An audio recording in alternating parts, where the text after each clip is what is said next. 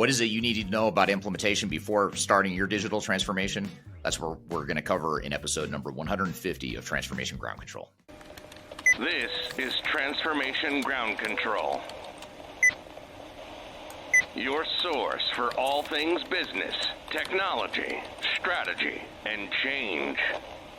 If you're growing your business, leading change within your organization, or undertaking any sort of operational or technology change initiative, this podcast is for you.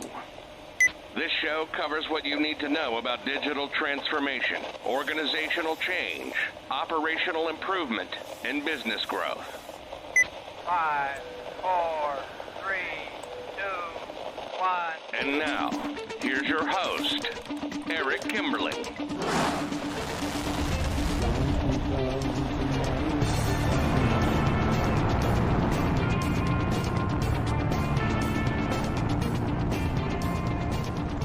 Hello, welcome to Transformation Ground Control, episode number 150. My name is Eric Kimberling.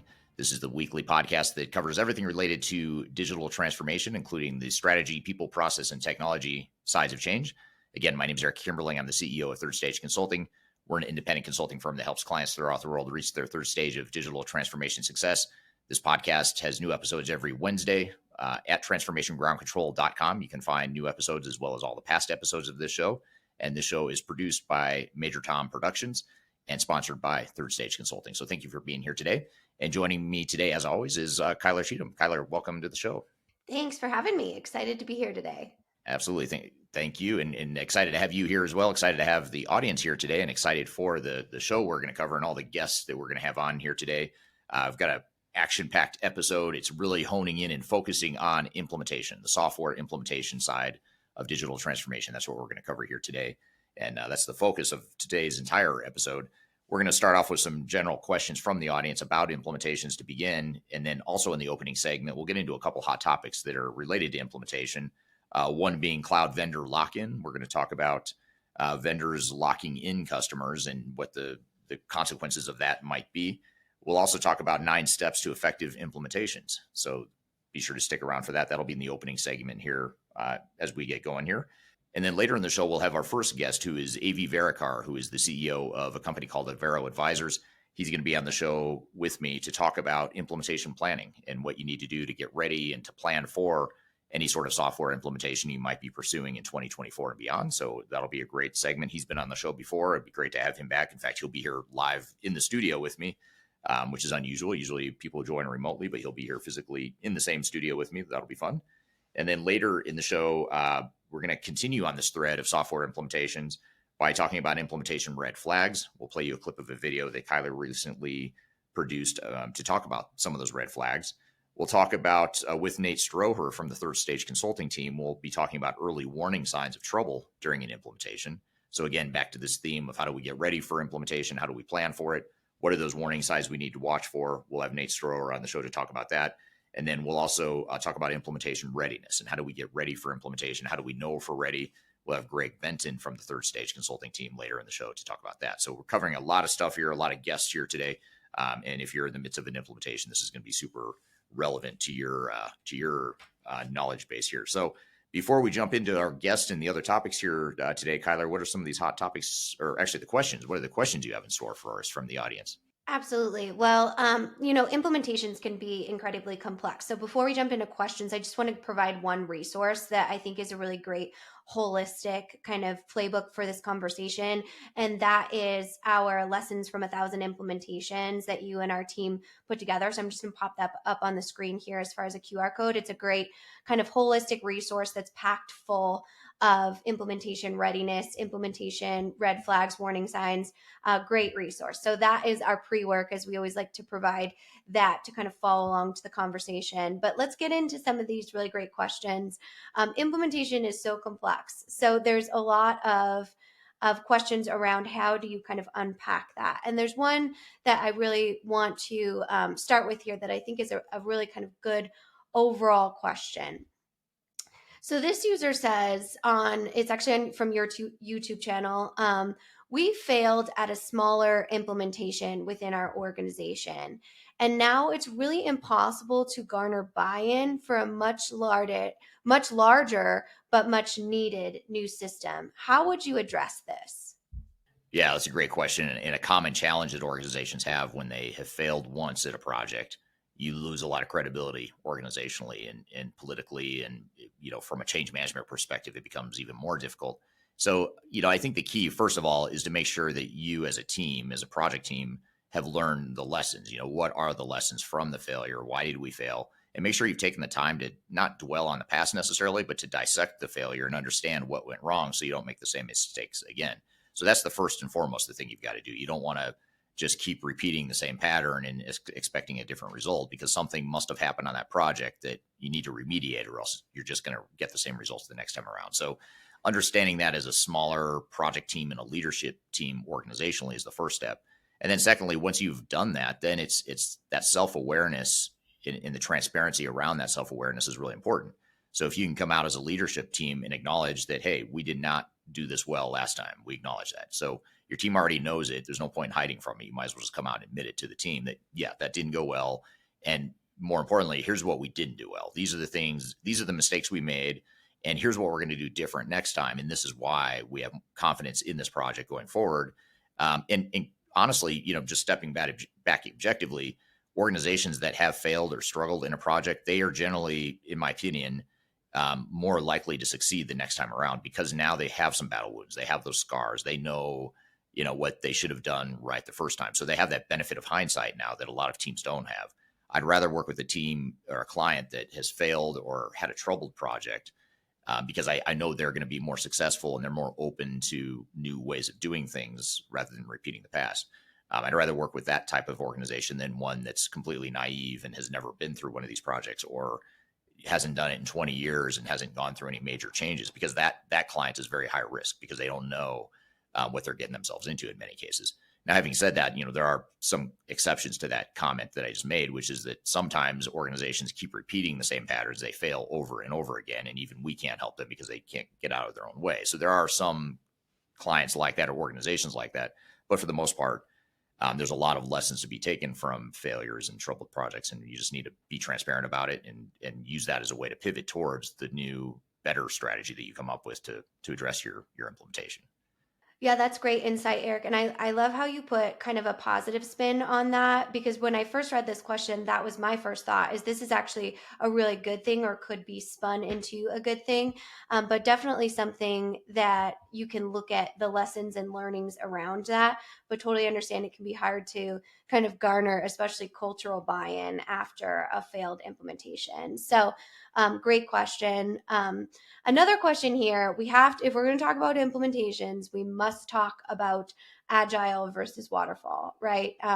So this is an interesting question that kind of breaks down that, really polarizing argument when this person actually says, aren't all implementations supposed to be agile? So is waterfall just going away in general and we need to rename it? But I don't think it makes sense to call it agile versus waterfall anymore. What is your reaction to that? Yeah, I'm open to new names for things if there's something different. I don't know what that name is, or what. I don't know that we necessarily need another buzzword in the world. There's plenty of those already, especially in this industry. So I'd say that, I don't think either waterfall or agile is going to go away anytime soon, or they shouldn't go away. I think there's a time and place for both approaches. Most organizations we see, and most software vendors and big system integrators that we work with, are using some sort of hybrid for the most part. They've got sort of some waterfall stuff up front that's happening in the blueprint design phases of a project. And then they've got some agile type focus that ends up becoming more relevant later during the deployment when you actually go to deploy the software. So I think there's a time and place for both. I wouldn't necessarily say either one's going to go away. They shouldn't go away. I don't think waterfall should go away if that's what the person is suggesting, which they may be. I may be misinterpreting what the real question is, but I get the sense that the question is waterfall just going to go away, and why are we talking about it? Well, they're in a big transformation, especially if you're talking about an end-to-end technology solution like an ERP solution. You should have a waterfall component in the upfront pieces, because you need to define what those end-to-end processes are and have that future state vision and roadmap and business process design in mind before you start deploying technology, especially if you're a bigger organization that's trying to drive efficiencies and scalability and things of that nature. So I think they're both important, and the recipe you use as an organization, the mix of agile versus waterfall, is going to depend on what your strategy is and what it is you're trying to accomplish with your transformation. So it sounds like it depends. It does. It absolutely depends. But I'd say the one, call it absolute. I don't want to call it an absolute, but I'd say the one thing that applies in most cases is that you're going to use some mix of both agile and waterfall.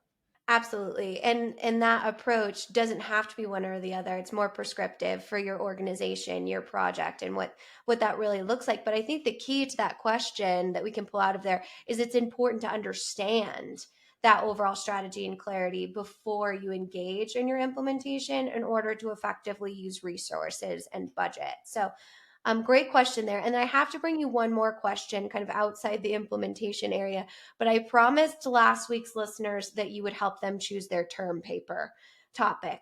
So I have 2 topics for you to ask if you would write a term paper on either one. So thank you so much for kind of joining and asking Eric that question. And as promised, I will kind of deliver on that. So the 2 topics they were going between is a term paper on additive manufacturing and AI in production, and then green and reverse logistics in robotics.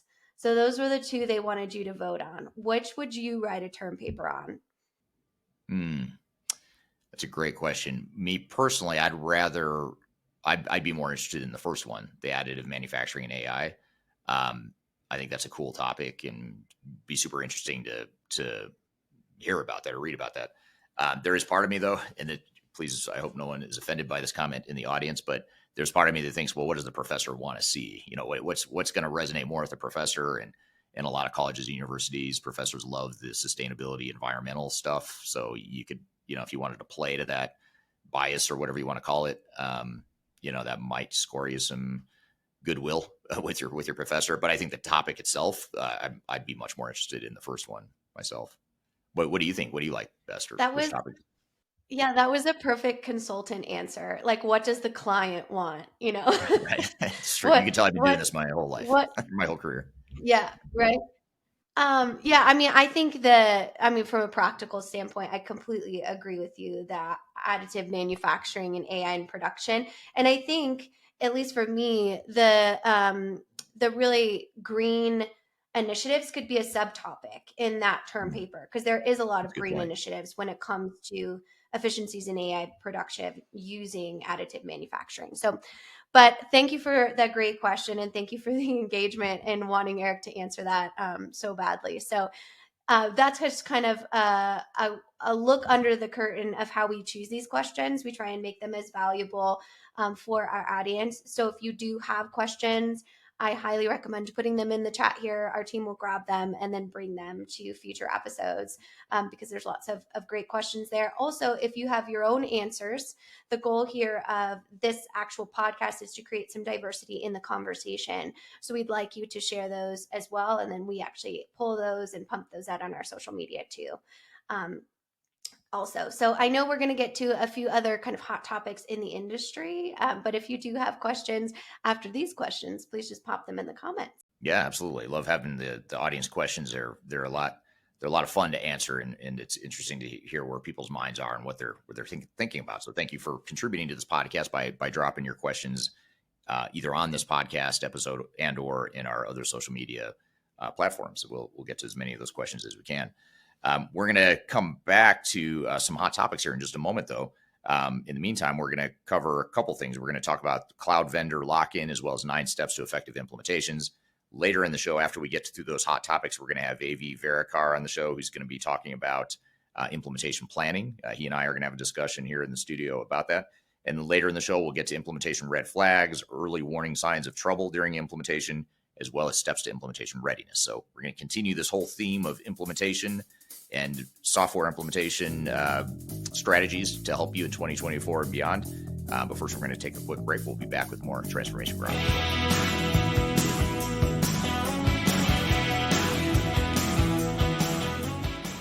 interested in working for a company that truly values your unique skills and experience? Here at Third Stage, we don't hire based on resumes alone.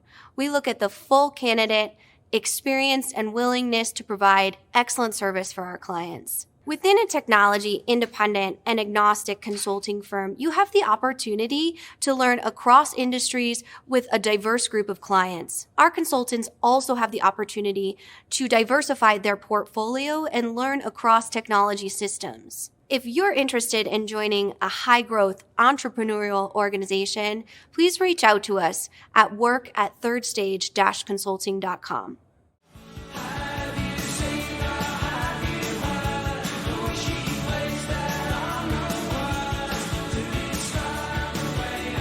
Hello, welcome back to Transformation Ground Control, episode number 150. This is the software implementation episode. Everything we cover here today is related to software implementations and how to make your software implementation more successful. And my name is Eric Kimberling, here with Kyla Cheatham. You can find new episodes of this show every Wednesday at transformationgroundcontrol.com. And at that same website, you can also subscribe to the podcast. You can view past episodes and sort of in an aggregated view, see everything you need to know or may have missed about this podcast at transformationgroundcontrol.com. And this podcast is produced by Major Tom Productions and sponsored by Third Stage Consulting. So thank you for being here today. So Kyla, you have a couple really good and interesting hot topics related to implementation. What have you got in store for us here? Well, there was an article going around in our industry network that was shared with me a dozen times from our audience. So I had to kind of address it. And it's from our friends over at Roomy Street. If you haven't seen Eric's live stream with their president, you can look it up wherever you get your podcast, or I'll drop it in the comments here so you can see it. But it basically is called Dear Oracle Cloud, I Need My Own Space. And it's kind of a lighthearted take on a love letter, a breakup letter, if you will, to Oracle Cloud. And it starts with, look, it's not you, it's me, type of thing. So it's a great read, but there's some really great tactical pieces in this that I specifically want to talk. And I want to talk about the subcategory, I don't like being smothered. So Roomy Street recently did a survey, and 73% of respondents noted that they are looking at a SaaS infrastructure for vendors other than Oracle. And the reason for that, and we're talking about like Azure, ASW, Google Cloud, those different pieces, and they don't want to be beholden to one cloud because they feel as though they don't want one vendor for everything. They want more diversification around that. And they feel with the bigger vendors, they don't have as much focus on really bigger roadmaps when it comes to cloud technology.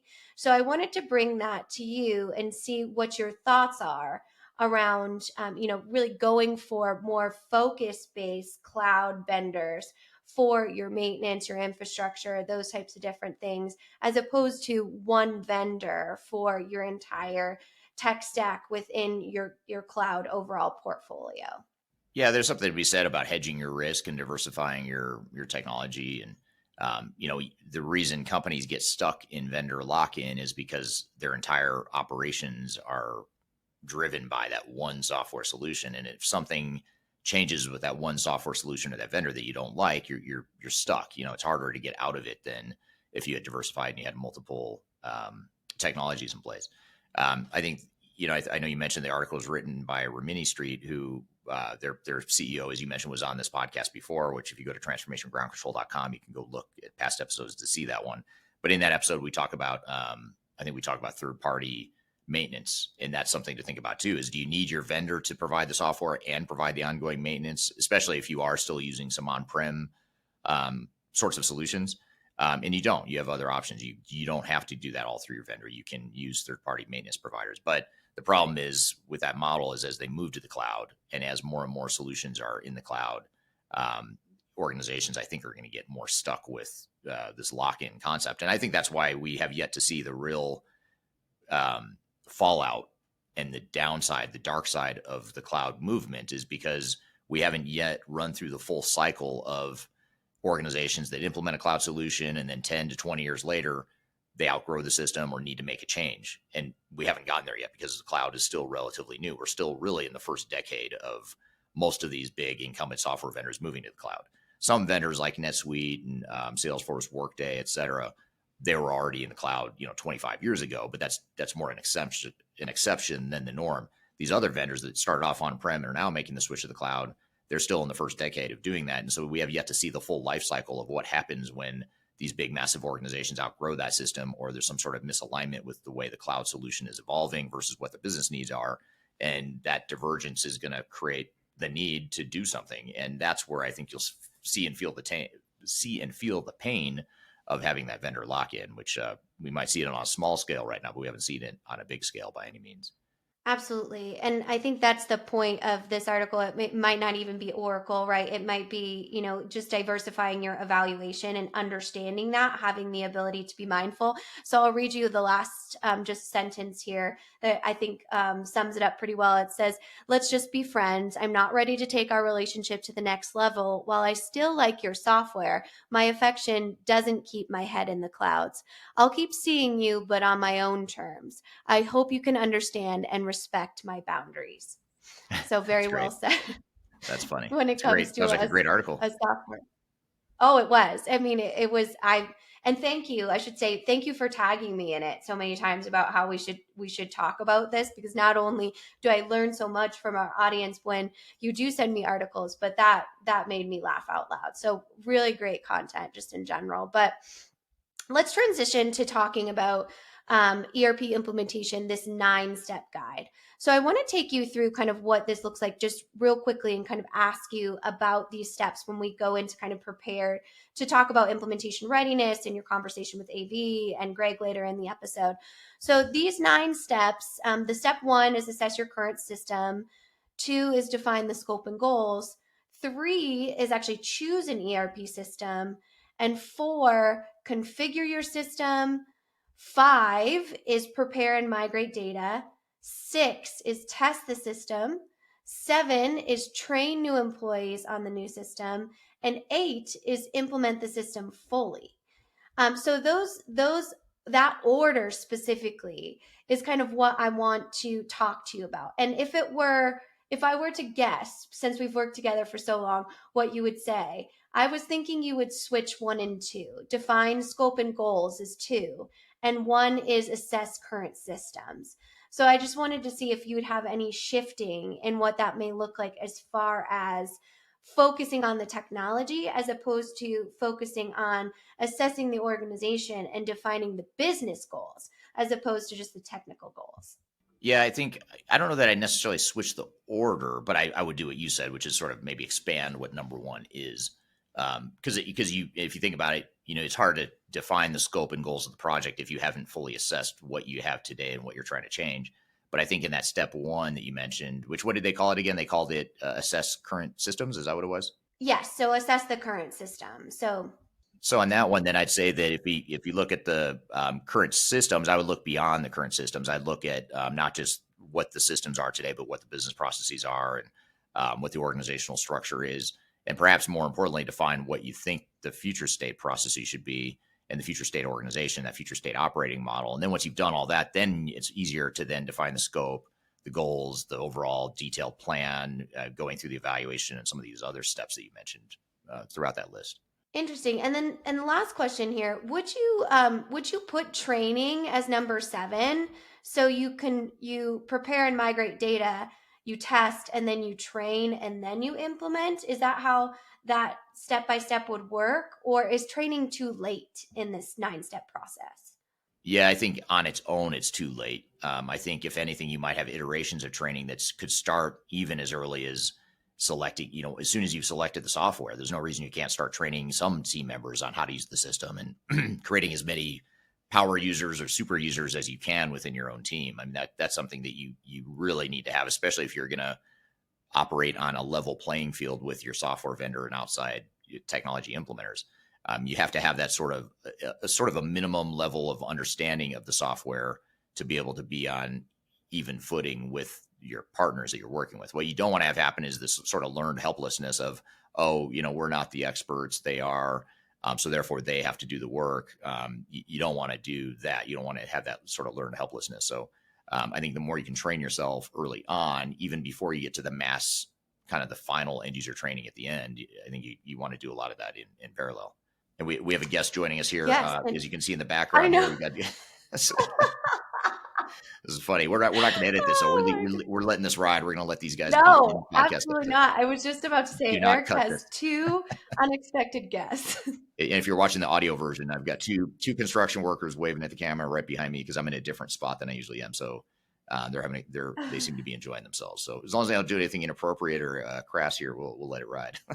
Yeah, yeah. Maybe they have some questions on implementation planning. So, These guys look like they want to talk so ERP. They look like they want to talk they software. They're sure cleaning do. Windows, but they really want to talk They software. absolutely. They're talking about the process inefficiencies of cleaning windows on a cold December day. So, Right. But with that, if you do, turning back to our audience outside of our window cleaning guests, if you do have any other steps or you would move any of these 9 steps, I would be curious to hear from you in the audience, just to kind of talk through what that looks like, the best, kind of system to ensure that your implementation is effective within the planning stages. And that's a great resource to kind of cross review with our 1,000 lessons from, or our lessons from Thousands ERP or implementation planning guide. That's a great way to kind of workbook your actual steps for your implementation, because it truly does depend. And I know this conversation, our guests today are really going to help with cultivating your own personal strategy around effective implementation. Yeah, absolutely. Yeah, well, good. Well, that's a good resource for people to lean into and to draw from, and that sort of leads us into our next segment on implementation planning. Which, by the way, I hate to say it, where the cat's out of the bag. People are going to see how this podcast is made, and they're going to realize, based on what's going on behind me, they're going to realize very quickly that we filmed this episode out of order, and it's going to mess up. So these guys are going to mess up the editing of the video, but that's okay. It's bound to come out at some point that the podcast is not filmed completely sequentially and as neatly as it might look. Our video editor does a good job of making it look that way, but it's not. So anyway, cat's out of the bag now. Now you know how the sausage is made, and now you know how my windows are cleaned as well. But that's a total side note. The real thing I wanted to get to is our next guest. Our first guest is going to be AV Verekar from Avero Advisors. He's going to be on to talk about implementation planning. He and I are going to have a discussion around what you need to do as you think about planning for an implementation in 2024 and beyond. So he'll be on the show here in just a moment. And then later in the show, we'll have a few other segments, a few shorter segments related to implementation that we'll get to as well. We'll talk about implementation red flags with you, Kyler. We'll talk about early warning signs of trouble with Nate Stroeher from the Third Stage Consulting team. And we'll also get into implementation readiness checklist with Greg Benton from the Third Stage Consulting team. So be sure to check that out. And we'll take a quick break here, and we'll be back with more Transformation Ground Control.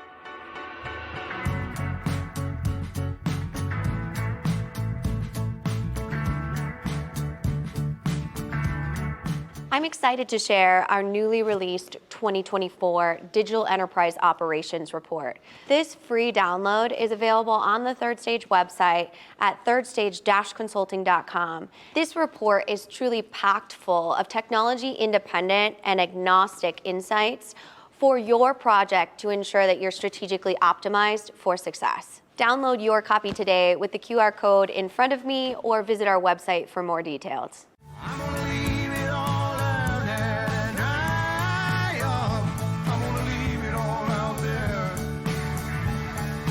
Hello, welcome back to Transformation Ground Control, episode number 150. This is the software implementation episode.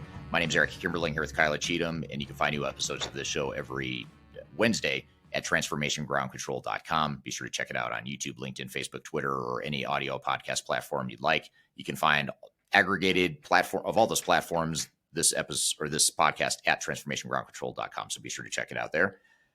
Excited for our next guest, or our first guest on the show, I should say.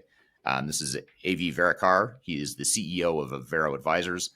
He's joining me here in the studio to talk about implementation planning. And we're going to talk a bit about what it is you need to do to get ready for implementation in 2024 and beyond. So with that, AV, thank you for being here today.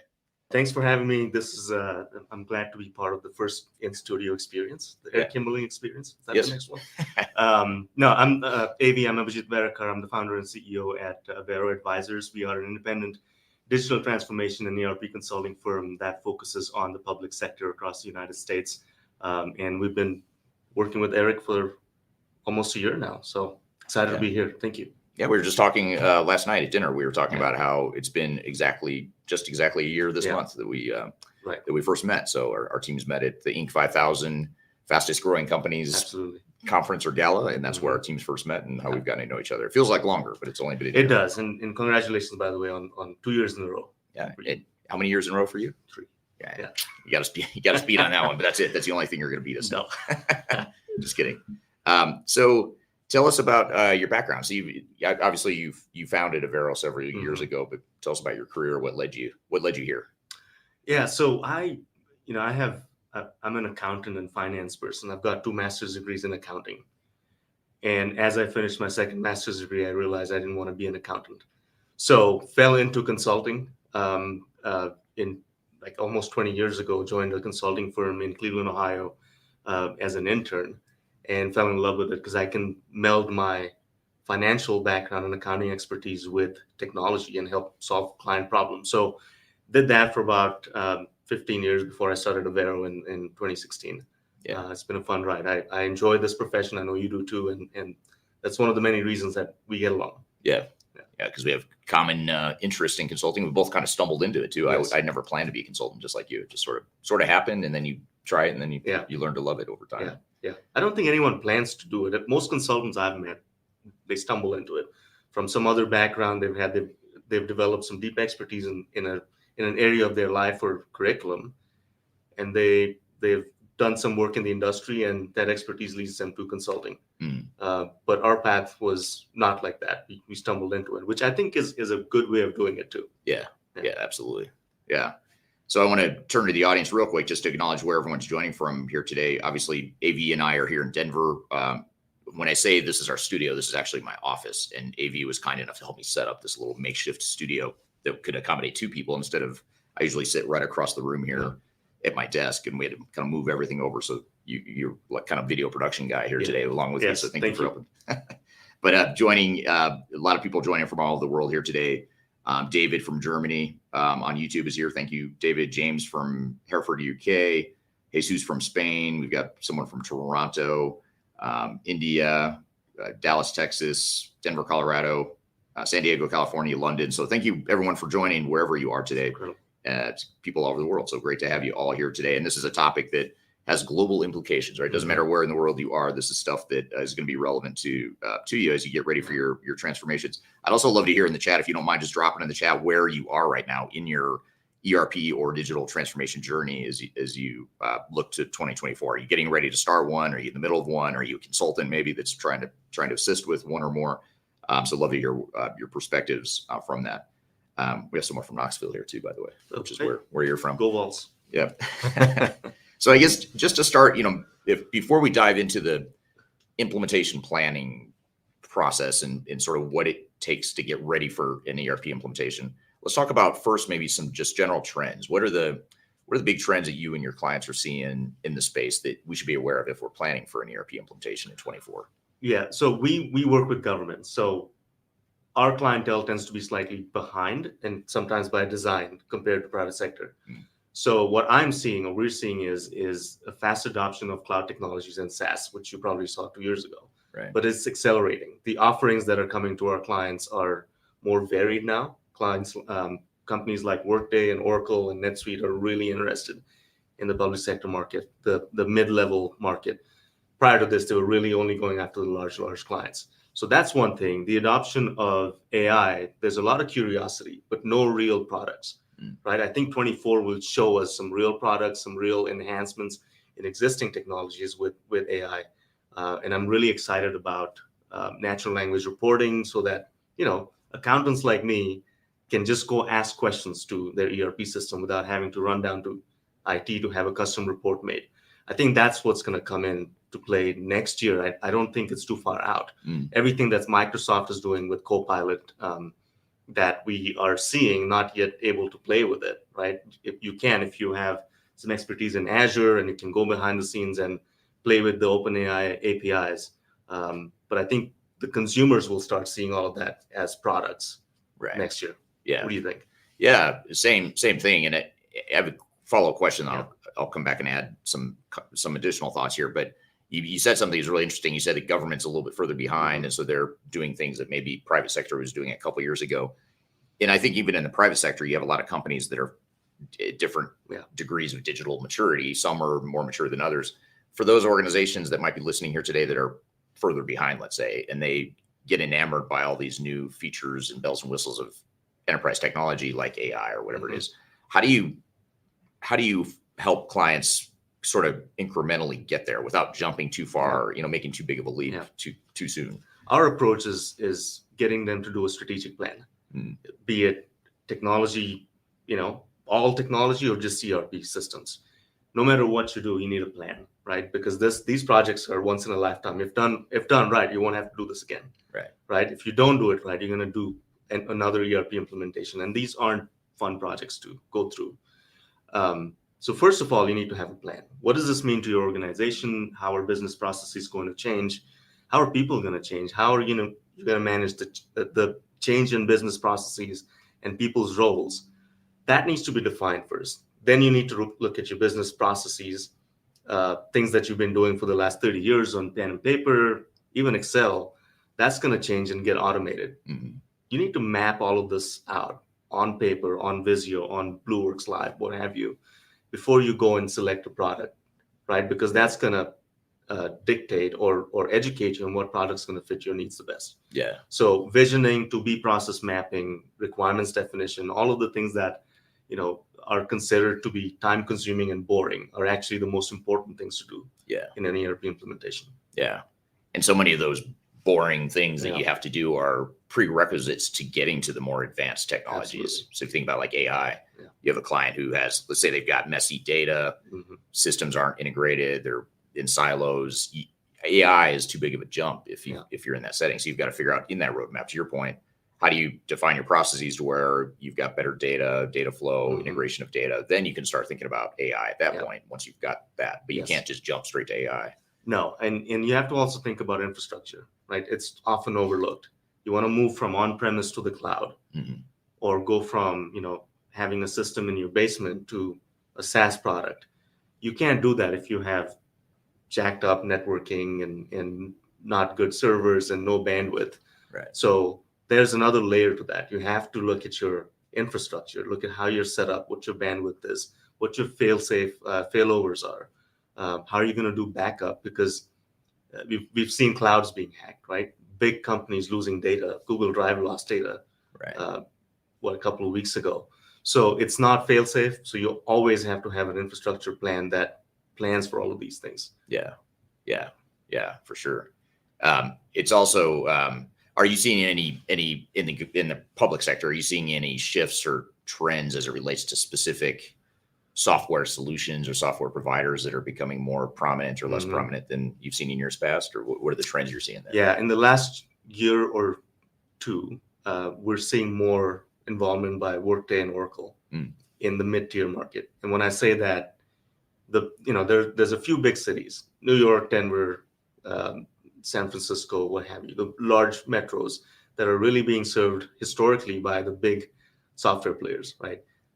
We haven't seen them come bid on RFPs or chase clients like the city of Knoxville or the city of Cleveland. So tier 2, tier 3 cities are now getting attention from these big players, which is exciting because there was a lack of choice throughout my career in public sector. You saw, mom and pop resellers trying to patch together an SAP implementation without understanding what government does or the business of government. But now companies like Oracle, Workday, Oracle NetSuite is going after smaller clients across the country.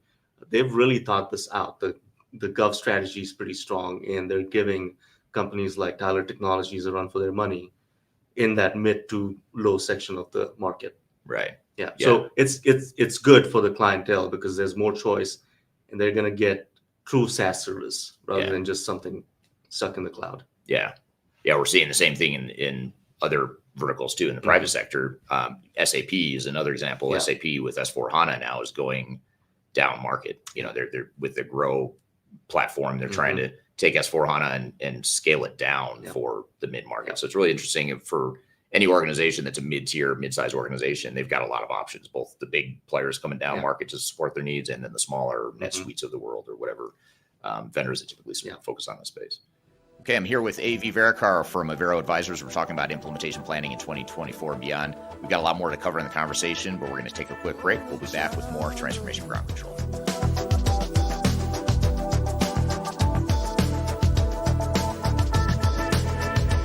If you are aiming for transformation success, turn to Third Stage Consulting Group.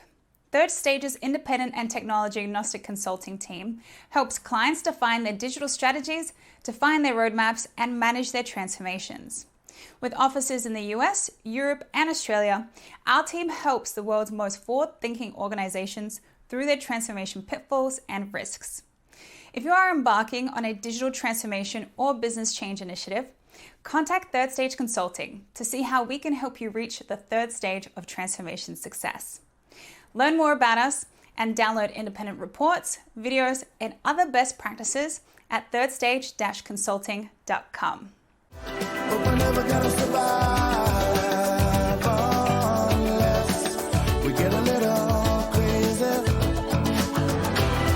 Hello, welcome back to Transformation Ground Control, episode number 150. My name is Eric Kimberling, here with Kyla Cheatham.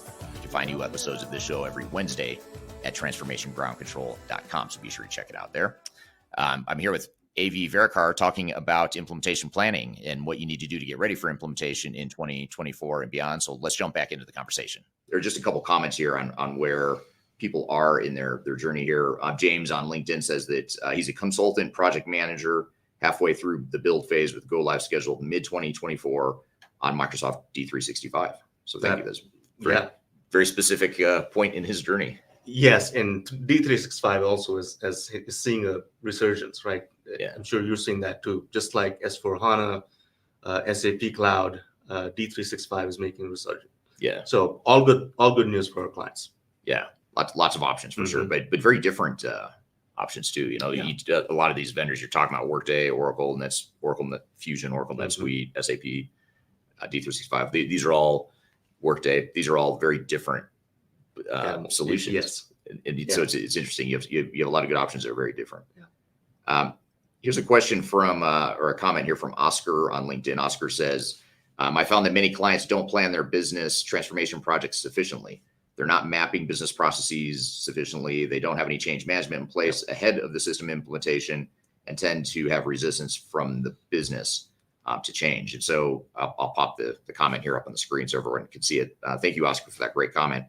You talked about business process already and how important that is to get ready for your overall roadmap and using that as sort of a baseline for how you're going to deploy new technology.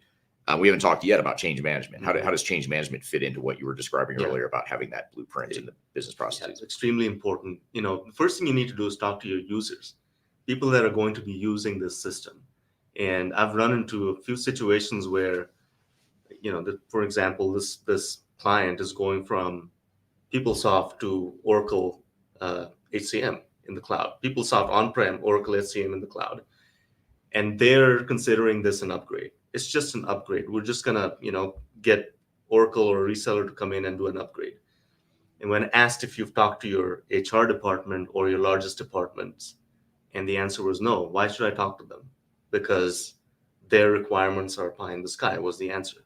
So that's a wrong approach to OCM because you're going to run into a problem here pretty quickly when you unleash this new system on users. So change management starts from the time that you decide to switch systems or upgrade systems because your end users need to be involved. Mm-hmm. You can't just run this as a CIO or CTO from your office without talking to the end users.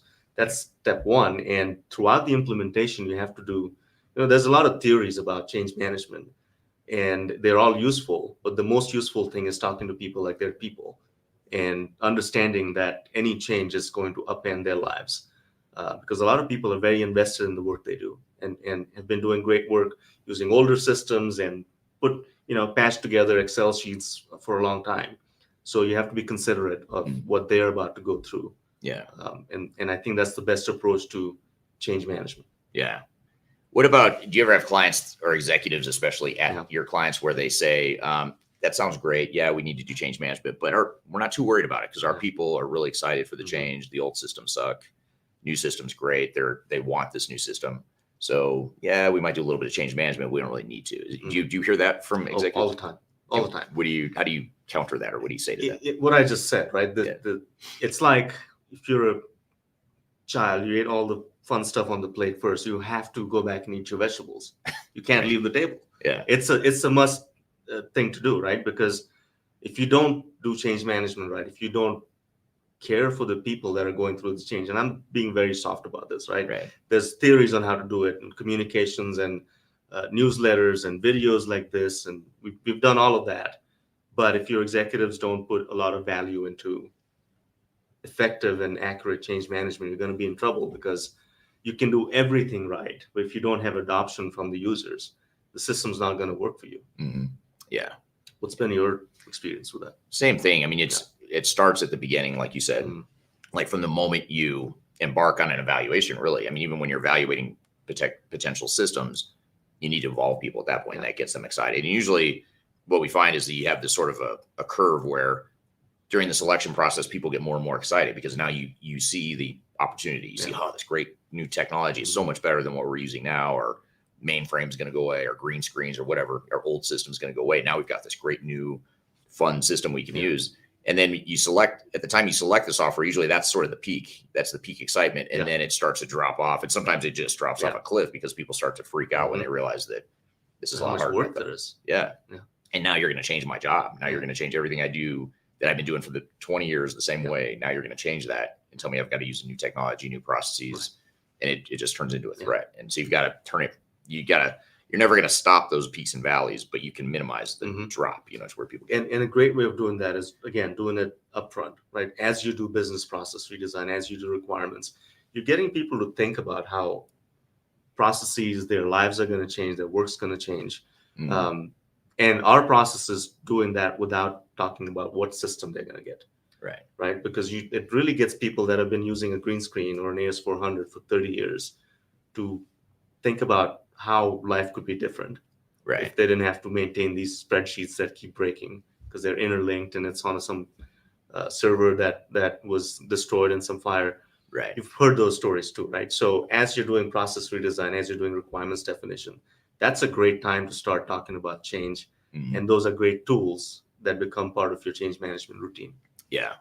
And one thing we advise clients on too, if you're getting ready for a transformation in 24 ERP implementation, is part of your plan needs to include the change management. I think a lot of times companies say, well, let's figure out the technological roadmap first. And then as we get into it, we'll figure out the change management stuff later. And the problem is change management is oftentimes on the critical path. Like you've got to get through that stuff and you have to know how long will the change really take, or else it doesn't matter how fast the technology moves if your people aren't moving. So you've got to have that plan as part of your overall strategy and implementation plan. And there's different flavors to that, right? Change management doesn't always mean a 2-year-long implementation and change plan. You can have a change management. You should have a change management plan for smaller upgrades. Even if you're replacing, keyboards or desktop screens, that's change. And you need to do that in a way that doesn't disrupt people's day-to-day work. So we see that a lot, because we do a lot of infrastructure work. So some vendor will say, we're going to upgrade your servers tonight. Or the IT department says, we're going to upgrade backups tomorrow, something like that. And they don't give the end users the chance to say, no, we have a critical thing going on. Or to prepare for it, or have a change window. So change management is critical in all aspects. Yeah, absolutely. Totally agree with you on that. Here's a question do you ever see that movie Elf? Yes. The Christmas movie, since we're in Christmas holiday here. That scene where they announced that Santa's coming to the store and Will Ferrell, Elf, freaks out, says, I know him. Well, this is someone that I know. It's Megan from Knoxville, Tennessee, who's part of your team. So I was just thinking, I know her. just like Elf.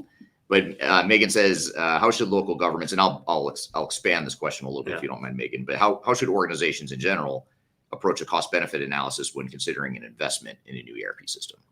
She's asking specifically for government, but Yeah, I think it applies to both. I think the answer differs, right? It's hard to nail down a financial ROI for governments. You can make assumptions and come up with some numbers. Are they real? More often than not, it's the efficiencies you're saving on that's not necessarily tied to money. That you're becoming more efficient, you can do more with less, you can do things faster and better, be more transparent to the public. Those are the kind of metrics we need to track. In the private sector, though, it's real dollars and cents that you can see being saved, or efficiencies that lead to more profits. So talk about that a little bit. Yeah. I mean, you have to quantify where you think the value is going to come from, and really, I think the key is to not be too pie in the sky. Like a lot of times you see organizations that will say, what if we reduce our inventory by 25% or reduce our procurement cost by 50%, whatever it is. And those numbers, okay, they could be real, but they might also be complete guesses. So I think the key is to determine exactly how and where you're going to get those savings. And what that does by digging down and not just saying we're going to save 25% on inventory savings or cutting our inventory costs by 25%. It's more where, like, which is there a certain warehouse or in the public sector procurement, where are we going to save that money? Where's the big low hanging fruit? And what do we really think that this technology could do for us? And then you start to look at, well, which modules do you need from the technology? And, how much does that cost relative to what you're going to save? And that really helps you prioritize too in that roadmap as you think about the planning phases of knowing you're not going to bite off everything all at once. You're going to presumably do kind of a phased approach. And this helps you prioritize quite a bit by specifying exactly where you're going to get the savings. But also, one step further, I would say that you should also have that benefits realization plan too, of who's, how are you going to get it? Who's accountable for those savings, and what are you going to do to optimize the value? I think defining what a return means to you in this ERP scenario is important. Again, goes back to start from the beginning. What does success look like, and how are you going to measure it? Right. If you have that definition from the get-go, that becomes your goal. That becomes part of the vision, and becomes part of like the guiding light as you go through a difficult implementation. Yeah, absolutely. And if you don't have that guiding light, then when you get into tough decisions that are difficult to make, like should we customize this little piece of the software?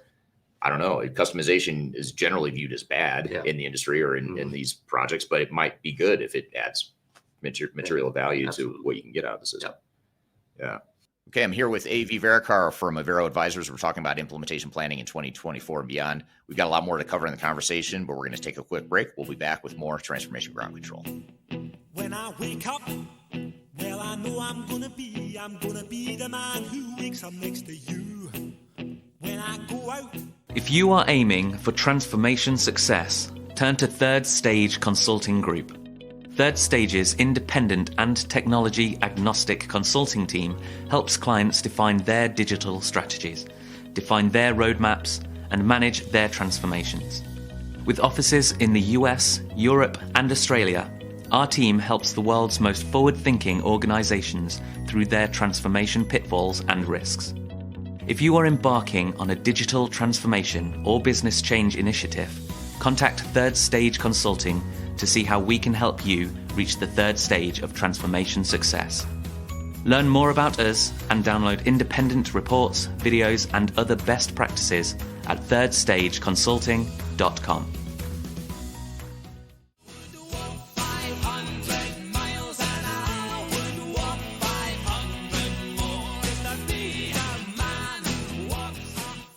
Hello, welcome back to Transformation Ground Control, episode number 150. My name is Eric Kimberling, here with Kyla Cheatham. You can find new episodes of this show every Wednesday at transformationgroundcontrol.com, so be sure to check it out there. I'm here with AV Verekar talking about implementation planning and what you need to do to get ready for implementation in 2024 and beyond. So let's jump back into the conversation. See, the only problem with the in-studio approach here that I'm finding is I'm so used to looking at the camera and all the questions are right here, so I don't have to like look back and forth. So now I'm a little behind. So if that's fine. I'll look at the camera while you look at questions. Just awkwardly stare in silence at the camera while I figure this out. Here's an interesting point or a comment from LinkedIn, and it's I'll just read you the comment. Part of the challenge is the arrogance of IT for entering a solution phase while not understanding end user experience.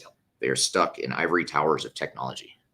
What do you think of that? Do you agree with that? All day. Look, I love my CIO, CTO friends, and I've and I say this to them too, like, pay attention to the end user. And yes, it sometimes becomes an ivory tower situation where they're looking down and saying, what do you know about technology? Let me just do this upgrade and your life's going to be better, without understanding, what they're going to bring on to the end user group. And it's not just the end users.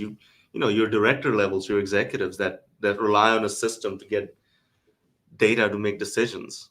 It's going to be upside down if you're not dealing with them and their requirements in the first place. Right. So we constantly talk about it to our friends in IT about how to do this. And the good ones take that advice, and they're the best suited to take this advice and this approach and do it right, because they understand technology. The flip side is your business users don't necessarily understand what goes into an implementation, why a certain system might be better for you. And then you have the opposite problem of not understanding technology enough, but wanting pie in the sky things. Yeah. Like, we want AI enabled systems, but your infrastructure is terrible. You Right. can't get there without spending a lot of money and time on infrastructure. Right. Yeah. So it's like you have to do both. You Yeah. have to have that vision of how the infrastructure could support it, but you have to tie it back to the business value and what that end state back The to outcome. your, Yeah. Just define the outcomes before you go through this. Yeah. Yeah. And back to your point about business processes you were talking about earlier, like laying out what your future state vision for your operations and your processes are, that should enable or lead to what the technology solutions are, rather than starting with technology, then figuring out the business processes, which is backwards. Which is, it's interesting. We had a question from a client yesterday, or a prospect rather. They went through a business process redesign with a vendor. So their incumbent vendor, which is, in the K through 12 space, they're like legacy dinosaurs. And I'm not going to name them. But they went through a business process redesign with this vendor who they're considering getting rid of.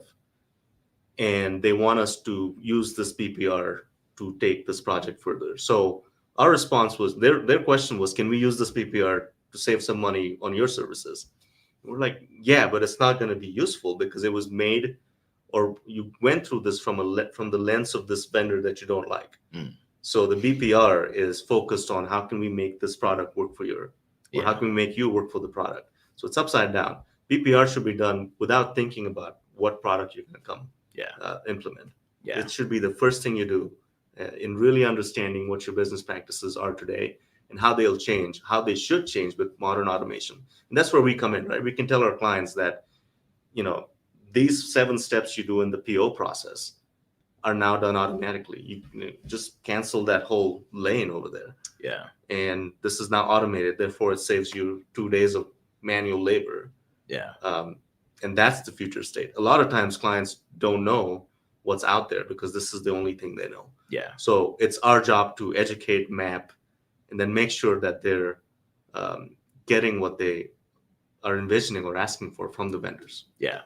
Yeah, I totally agree. And it's I'll come back to the question before you follow up. But when you define those business processes objectively and agnostically, which is what you're talking about, it really does focus on business. It's not focused on the technology. And a lot of times people, or especially vendors, will say, no, that's backwards, AB. You shouldn't do your business processes agnostically. You should do it based on the technology, because that's what they want. That's best for them. But that's not the right answer, because you need it to drive your business, and then you figure out how the technology is going to fit within it. And if there's a discrepancy, which there'll be some discrepancy of what you want your future state process to be versus what the technology can do, then sure, now you've got to reconcile. But at least now you can target, you can focus on that decision. Like, this piece is a discrepancy. What are we going to do? We're going to change it. Are we okay with changing our business process, or are we okay customizing and making it fit our desired future state? So, and the last thing you want to, last thing I'll say about that too, is the last thing you want is for a vendor to be coming to you and saying, well, yeah, AV, just because you have a discrepancy here between those business processes you just laid out and the way our technology works, that's not our problem. It's your problem. You don't want to change. And then there's so many times where we're working with vendors and you say, yeah, we don't want to change to something lesser, like a watered down version of the way we want things to work. That's if that's resistance to change, then sure, so be it. So there's different flavors of business process redesign, right? There's 2 schools of thought, and this is one of my passion areas, right? Process redesign. There's 2 schools of thought. One is your systems and processes are so broken that you don't even want to deal with current processes. You blow everything up, bring in a new system, and let's just redesign the whole thing. The second school of thought is it's 60% broken. Let's see if we can fix it. Are we not using the system right? Are our business processes so screwed up that the system can't do it? So let's look at it from that perspective. So anytime we go into a client, that's the question I ask. Where do you see yourself, right? Do you want to blow everything up, burn the world down, right, and start anew? Or is there something salvageable in this? And the approach then depends on where we are. Yeah. Based on our assumptions and assessment, what the client thinks what stage they're in. So different flavors. Yeah. So I have to ask, was this K through 12 customer? You said they were considering or looking at the incumbent that's outdated. Is it Infor Lawson? No. Okay. I was sure you were talking about Infor Lawson, and you probably wouldn't have told me even if I was right. We can't name. Okay. Yeah, we can't bash vendors on the show. I would never say anything negative about a vendor or a big system integrator. No, me neither. Just kidding. Here's a good question from Dan Aldridge on YouTube. Thank you for being here, Dan. Dan's a regular. Dr. Dan, ERP doctor. That's his name. He came to our Stratosphere conference, so you and I have met him in person. Thanks for being here, Dan. Do you think that the missing functionality in S4HANA and struggles with ECC to S4HANA upgrades will cause SAP customers to leave for other ERP systems? This is a great question. It is a great question. I don't know. I mean, if it impacts business processes, right? We've had clients that have left SAP. They were in process of moving from legacy SAP to S4HANA and decided not to. Like the CFO put his foot down and said, no way, I'm sticking with this product. Let's go out to RFP. And we've been helping them pick, a different product. So I don't know in detail what that means. Yeah. So maybe you do. Yeah, it's, I think the date they've set is 2027 that you have to be off of VCC and not S4HANA. Or they're going to stop supporting ECC. I think it's 2027. It might be 2030. If someone from the SAP world can correct me or needs to correct me, please do. Regardless of what the date is, honestly, it doesn't really matter. The fact of the matter is the same, which is they're forcing customers to make a switch, maybe or maybe not prematurely from what they should be doing. So I think at best, what it's doing is it's creating I think it's a PR nightmare for SAP. I think it's a disaster. But the good news for SAP is they're not the only ones doing it. It doesn't make it okay, but Microsoft's doing the same thing. Oracle's doing the same thing. They're all doing it. All the vendors are basically saying, we're done with the on-prem model. These legacy systems are going away, which they have to at some point. But what it's doing is it's compressing the time frame for all these companies and organizations through the world to switch over to S4HANA or whatever the system is. So it's almost like you have to pick your poison. Do you want to, are you that pissed off at SAP for them forcing you that you're going to go find another vendor that's also doing the same thing as their customers? I think that's the luxury SAP has. And I think that's a problem in the industry, honestly. I think some are handling it better than others, right? There's a way to sunset older systems. It's a fact of life. But let's take, for example, the whole Kronos UKG transition, right? UKG buys Kronos, and what they've done is, and this is not bashing, these are true stories. They, at least to this one client of ours, it was sold as an upgrade. It's just a sticker change. Nothing's going to change for you. We're going to go from calling it Kronos to calling it UKG.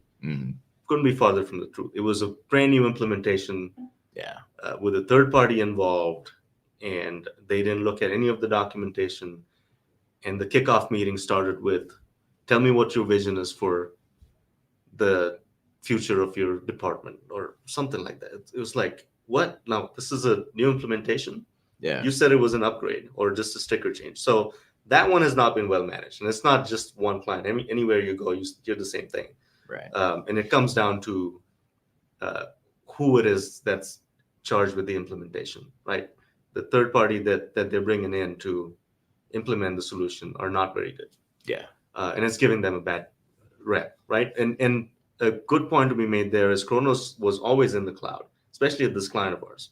It's not moving from on-prem to the cloud. It's just moving to a different platform, but that wasn't made transparent. It's often sold as a lift and shift. It is. You're just moving. We're doing some things behind the scenes, but S4HANA, ECC to S4HANA is the same thing. It's a totally different system. It's a different architecture, different database structure, different user interface. But at the same time, I guess the caveat to that is there is some tribal knowledge benefit that you have that some similarities, I guess you'd say, from ECC to S/4HANA. Not enough to justify it being an easy upgrade by any means, but there is some value and something to be said with sticking with it. And I think that's what a lot of these bigger organizations struggle with, is you have so much tribal knowledge and deep competency in a certain product like ECC. It's hard to justify going completely abandoning that and going in a totally different direction. But I think the communication and management of that change is the key, because Kronos was about to be, officially it's being sunset Q1 of next year, of 24. Right. But no client is ready with UKG, as far as I know. Right. So that date is kind of fuzzy, right? And our advice for our client is push back. If this thing isn't ready, what are you going to do? Not pay 3,000 people on that day? Yeah. That's not acceptable. So the vendor community needs to do better with the sunset plans in general. Yeah, totally agree. And managing expectations and also just being empathetic with their clients. I think that's where a lot of vendors, I don't know if I showed the question or not yet, or if I've gotten to the question, but someone in the chat used the word arrogance.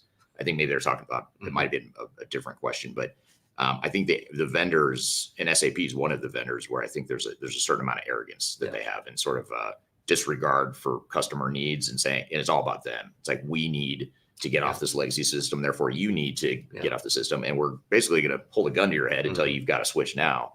And if you think about it from a business perspective, it's a smart gamble on SAP's part, I guess, because they're going to get most customers, if not an overwhelming majority, are going to switch over to S/4HANA. So it'll probably work. They might lose some customers. There might be some collateral damage along the way, but I think most customers will probably end up switching, and they'll end up better off for it financially. I don't know that the customers will, but SAP will definitely end up better off for it. So here's an interesting question from Ryan on LinkedIn. And he asked the question, what strategies do you recommend for ensuring scalability in ERP systems as a company or an organization grows? Like, in other words, when you're implementing a new system, maybe to add to this a little bit, how do you plan for the future? You implement what you need today, but how do you ensure that it's what you need tomorrow as you grow and change as an organization? I think it's easier with SaaS, right?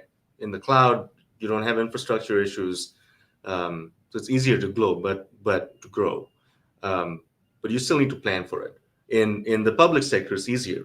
Organizations don't change that much. They might add 100 people over 20 years. But generally it's frowned upon to add headcounts to governments. So, and the operation doesn't themselves change unless you're doing something really strategically critical, like merging two cities or making a city-county organization. That's when you really have to think about systems and how they're going to merge and scale. But again, it comes down to requirements definition, going back to the vision. What do you see your business doing in the next 10 years? And is the system going to scale? And by scale, do you mean the number of users, or do you mean the number of modules and the amount of transactions it can process? I think, again, with SaaS, if you negotiate well, you're not tying yourself into per transaction fees in some cases. You can easily scale. What do you think? Yeah, I agree. You're taking IT maintenance and IT infrastructure out of the equation. And a lot of times that's a bottleneck to growth and scalability, is that I've got to change my entire infrastructure, or I've got to change my system to get it to scale as we grow. Whereas now with the cloud and SaaS model, the vendors are doing that on an ongoing basis. Now it does create other disruptions. Now all of a sudden you might be changing too much, because the system's changing whether you want it to or not. And the upgrades are happening behind the scenes, whether you like it or not. So that's the bigger issue, back to the change management discussion. That's what you got to manage now. So you've solved one problem of scalability, which is that IT maintenance infrastructure side of things. But now you've created a new problem with scalability, which is now there's more shocks to the system and more change that you have to go through as an organization, for better or for worse. Yeah, good question though. Thank you for that question, Ryan. Just a comment from Kyler on LinkedIn, and another elf moment. I know her. I know her. She's part of the third stage team. Kyler says the power of messaging and perception is real. It's a very good comment. Back to the change management thread there. Okay, I'm here with AV Verekar from Avero Advisors. We're talking about implementation planning in 2024 and beyond. We've got a lot more to cover in the conversation, but we're going to take a quick break. We'll be back with more Transformation Ground Control. Could you whisper in my ear the things you want to feel? I'll give you energy. Interested in working for a company that truly values your unique skills and experience? Here at Third Stage, we don't hire based on resumes alone. We look at the full candidate, experience, and willingness to provide excellent service for our clients. Within a technology, independent, and agnostic consulting firm, you have the opportunity to learn across industries with a diverse group of clients. Our consultants also have the opportunity to diversify their portfolio and learn across technology systems. If you're interested in joining a high-growth entrepreneurial organization, please reach out to us at work@thirdstage-consulting.com. Anything you ever dreamed to be complete. Yes, I'm enough. That's all. Hello, welcome back to Transformation Ground Control, episode number 150. My name is Eric Kimberling, here with Cheatham. You can find new episodes of this show every Wednesday at transformationgroundcontrol.com, so be sure to check it out there. I'm here with AV Verekar talking about implementation planning and what you need to do to get ready for implementation in 2024 and beyond. So let's jump back into the conversation. Here's an interesting question from Mackenzie on LinkedIn. Mackenzie says, what is your favorite example of the long-term benefits of successful change management on the efficiency and effectiveness of public sector organizations? So I'll read it again because it's a good question. It's just there's a lot there. What is your favorite example of long-term benefits of successful change management on the efficiency and effectiveness of a public sector organization? Yeah, it's easy for me. Our first and my favorite client, Blount County, Tennessee, like we started with, their RFP was, I think, 3 words long. We need help with computers. That's what it said. I'm exaggerating. It was just simple. So when we were picked, the first thing we did was create a long-term plan. What we found was, they had a CIO that was there for 30 plus years that had abruptly left, went somewhere else. There was no training, no documentation, and the whole county ran on this AS400 system that he had built himself. And again, there was nothing documented. It was IBM series that hadn't been kept up for licensing. So they could have been hit with some, ransomware for sure, but also license avoidance fees or what have you. So we had a long-term plan. We created a 5-year plan for them, went to their council and commissions and sought the funding, convinced everybody that they need to spend money on this, otherwise they're going to be in deep trouble. And it took us 5 years to get from point A to point Z. And along the way, we upgraded everything from their networking gear to their wiring to fiber optics to how they do backups, taking major systems to the cloud and replacing the main ERP system from the green screen to something in the cloud, SaaS-based, all within 5 years. So that's at the speed of lightning for government. But along the way, it was successful because there was buy-in from the top to the bottom. Everybody was ready for change. And we did it right. We had good communications. We had good buy-in. We had good expectation management. Of course, it was bumpy at times. But I think that's the best example I can think of where we've done this right. Yeah. Well, and I think the question's a good one because, and the example's a great one too, because what McKinsey is alluding to, without saying it directly necessarily, is that change management can and should add real business value. Mm-hmm. Like it's not, I know we've talked about it in the context of how do you get people to come along and how do you mitigate the impact of change and all that stuff. But at the end of the day, it's not just about making people feel good. It's about the real business value. And I think that's what a lot of executives don't understand is it's not like we're just advocating, you and I are not advocating change management just because people are going to feel good. Mm-hmm. That will be a secondary unintended consequence of it or result of it. But the real reason you do change management for doing it right is to get business value. And so I love this question because you are focused on, we at the end of the day, that's what we want. We want efficiency and effectiveness, like she says. Well, and we say this a lot. I know I've heard you say this. These aren't technology. I mean, it's a tech project, but it's a people project first, right? Technology is a tool. So this is where the ivory tower comes in, right? Where you just get thrown a piece of technology from up there for people to use, and it doesn't work. These are people problems, and that's why consultants like us find success because we're good at dealing with people. Right. Yeah. Absolutely. Good stuff. I love all the change management questions coming in here too. Here's a interesting question again from Kyler here. Knowing that Eric and AV study failures, can you share some main themes you see in implementations that are headed for failure? And this is a great question because I know we're talking about implementation planning, right? So if we sort of back up and predict the future and look at any current situation or a client that's early in a process in the planning phases, what are some of the mistakes that they make in that early? Because a lot of the mistakes are made early on and then they just materialize and then you feel the pain a year later or whatever. So what are those common mistakes or failure points? I think number one is rushing into a decision is a big. You might have a pot of money, and for our clients in the public sector, there's dates associated with funding, right? You got a grant from something, you have ARPA funds, you got a special grant from the state, and it needs to be spent by a certain day. Otherwise, you're going to lose the money, and we're talking about millions of dollars, right? So that kind of adds a certain artificial deadline to a decision. So we recently saved a client from making a bad decision to the tune of $1.4 million. They were going to go buy an RMS, records management system, for the police department because they had the funding. And guess what? The software vendor that was lobbying for funding was first in line to say, okay, buy this date, otherwise you're going to lose funding. So it all smelled bad. So we were brought in to look at the contracts and the requirements and what exactly they're buying, and it was not in the client's favor. Right. They wanted 80% of the money up front, and again, in the guise of, you're going to lose the funding, you better pay us. So we had to really go dig through the contracts and what was being offered and what the client really needs. And when you ask questions about, have you thought about process changes, and have you thought about integrations, have you talked to user groups, the answers were no. But there was a push to get this thing bought. So that was going to be a huge mistake if we hadn't stepped in. So rushing through purchase decisions and not talking to end user groups is huge. You can't just make decisions in a silo in IT. Yeah, totally agree. And back to the rushing decisions, I know you've got the funding issue that you talk about, that a lot of public and private sector companies have. They have a budget within a certain time frame that they've got to spend it. The other thing that you get is sort of that undue pressure from software vendors that say, why wait until February to buy the software when I can give you, it's December right now.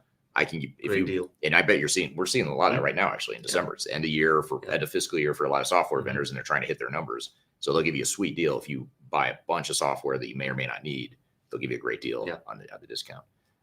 And without really understanding what you're getting, what you need, are you even going to deploy that software anytime soon?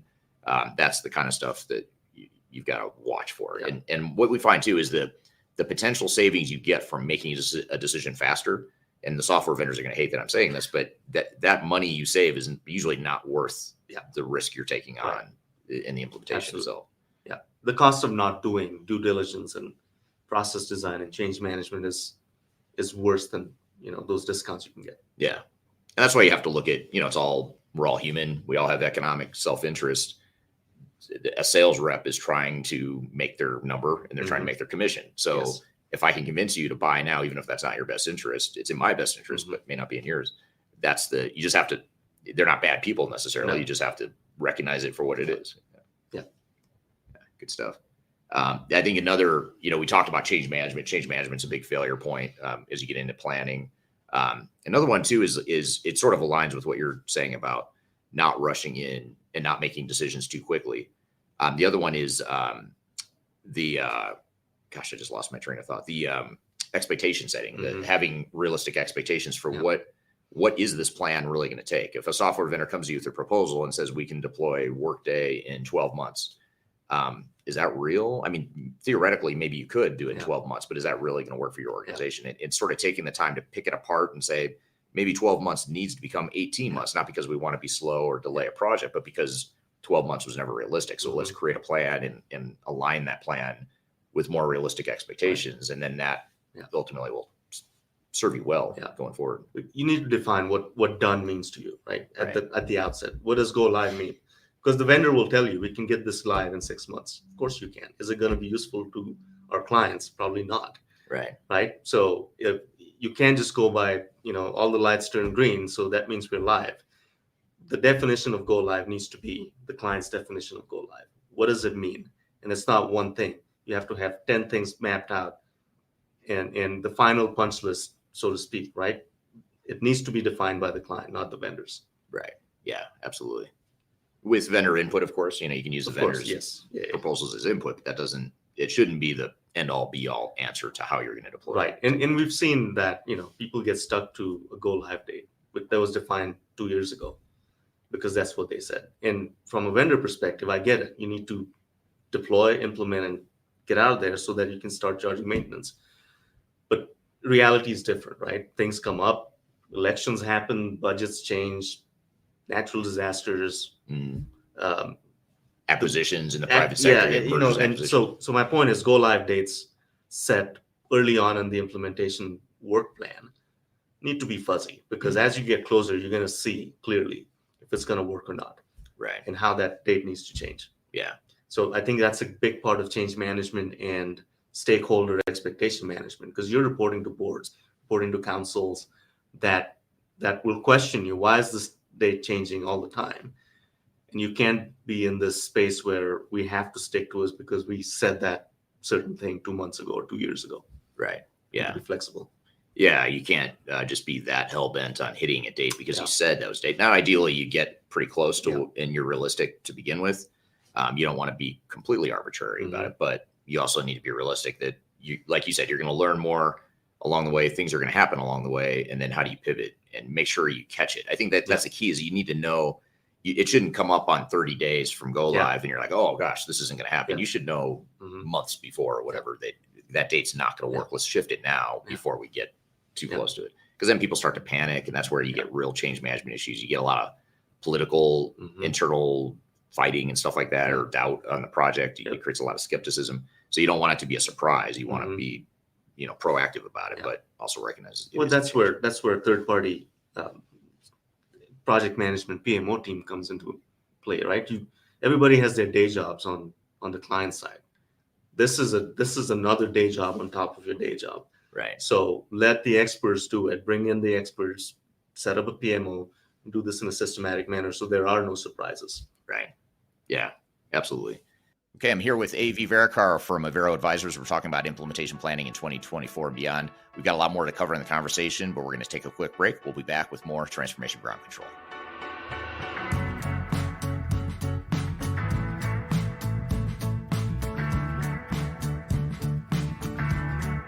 I'm excited to share our newly released 2024 Digital Enterprise Operations Report. This free download is available on the Third Stage website at thirdstage-consulting.com. This report is truly packed full of technology-independent and agnostic insights for your project to ensure that you're strategically optimized for success. Download your copy today with the QR code in front of me, or visit our website for more details.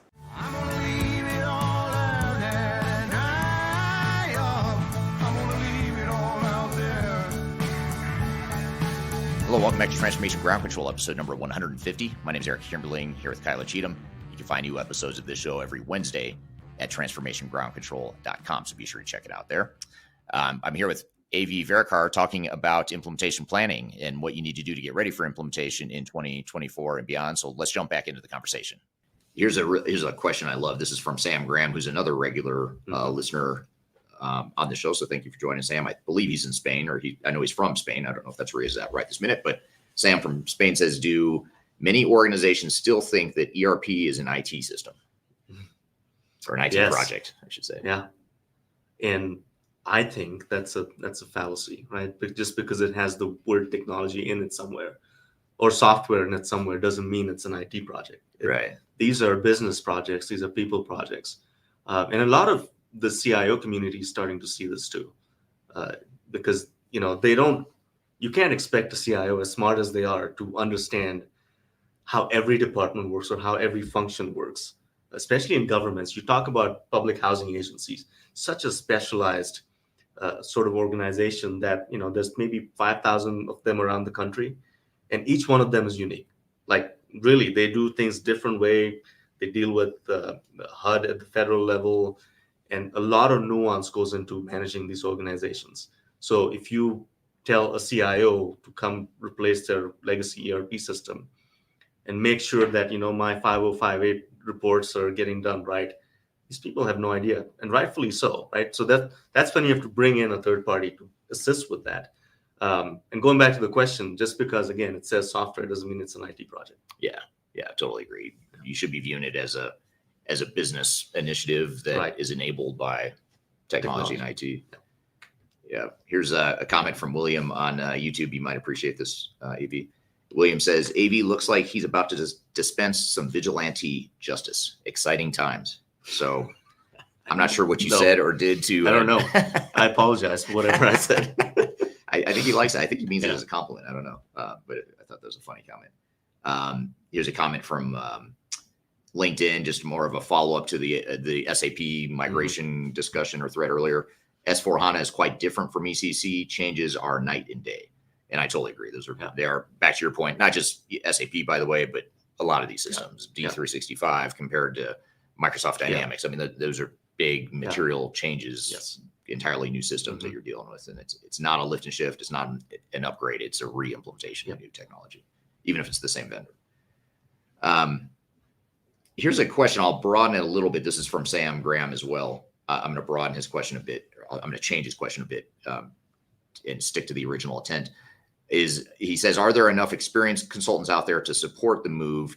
He's asking for the move to S/4HANA within that time frame. But let's just talk software vendors in general. All these software vendors that have these, call it arbitrary deadlines to sunset their legacy products.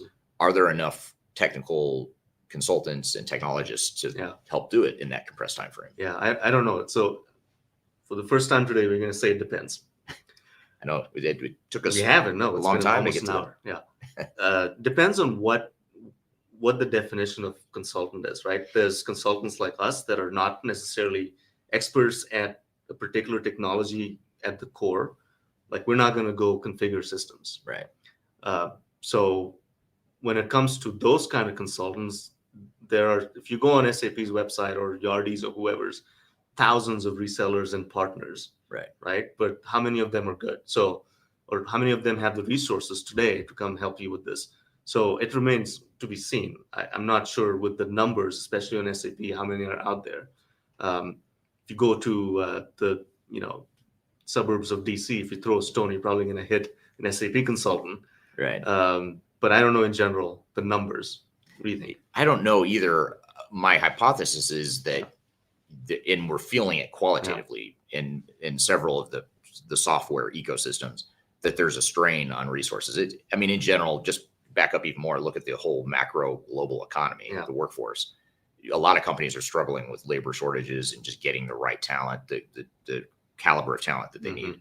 When you look at technology and you add this perfect storm of all these mass upgrades to cloud solutions, now you're putting even more of a strain on that. So I think there's enough data points to point to the fact that there is a strain and will continue to be a strain on finding good resources. And that's even more reason why, back to the planning and the implementation timeframe, you want to add some buffer there, because maybe in a perfect world, it could be 12 months or whatever the number is. But given labor shortages and other factors that we've talked about in this conversation, maybe it should be 18 months. And so I think you just have to take that into consideration, that this isn't a perfect world. This isn't a state of a utopia where you're going to get all the resources you need when you need them. And by the way, not just from the software vendors, you're also talking about the internal resources you need from your own organization, which is a whole nother can of worms that we haven't really touched on. Is how do you make sure that you have the right amount of commitment and that the software vendor isn't taking over the product for you, and that you're sort of equal partners with them in that project. And again, it goes back to beating a dead horse, but planning and really thinking about change management and how you want this project structured. You need to think of these large digital transformation projects as if you're building a new campus or a school building or a police station, and not just treat this as an upgrade or it's just an IT project and it's just software. That's where you get in trouble. That's another mistake, going back to the earlier question. Right. You have to prepare yourself to talk to your board, to your council, to be in the newspapers if things go wrong in the public sector. Right. And think of it as you're building a new school system or a new school building or a police station. Yeah. So it's that impactful. It's that risky. Yeah. Not done well. Yeah. Yeah, absolutely. Totally agree with you. Well, good. Let's get to one more question before we wrap up. Time is flying by here. So let's, I'm going to skip that question, even though it's a really good one. There's a lot of good ones I'm going to have to skip here. Apologize for that. Yeah, there's a lot comments too. Let me come back to one that I think is good. This is about AI again, and this is a good hot topic that a lot of people want to talk about here. But this is from LinkedIn, from Mir on LinkedIn. Mir says, "What role will AI and machine learning play in ERP solutions in 2024?" Do you think? I know we kind of opened up talking a bit about AI and how in government and even a lot of the private sector, a lot of organizations are far behind and they're nowhere close to being ready for a real AI solution. But when you look at software vendors and their capabilities, how far along do you think they are really with the AI competencies? I don't know. Like, we haven't seen anything. At least I haven't. I'm not sure if you have, but I think the lowest hanging fruit there is reporting and dashboards. You can do it with ChatGPT 4 today. Like, the latest feature is you can build your own GPT and have it do specific, very narrow tasks. And I've played with that a lot, where you can upload spreadsheets and reports and have it do analytics or, charting and graphing for you. That's going to turn into natural language reporting. Again, going back to empowering the users, I'm really excited about this, because think about how reporting happens today. You think of a custom report you want to build, you draw it out and you explain it to the report writer who doesn't understand your business, and it takes months before you hear back, right? That user now will or should be able to just ask the question to the ERP solution. Right.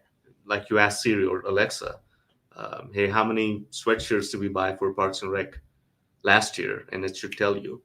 And it's there today. I know natural language reporting has been built into like tools like Power BI and Tableau for many years, but now it's been given the sort of the oomph of OpenAI and AI engines that can really churn these things out pretty quickly. Yeah. So what do you think then? Last question I'll ask you, just to sort of wrap this all up, is what are the first steps that I should take if I'm part of a project team or I'm leading an organization that's getting ready for an ERP implementation? We've talked about a lot of stuff that you need to do to get ready.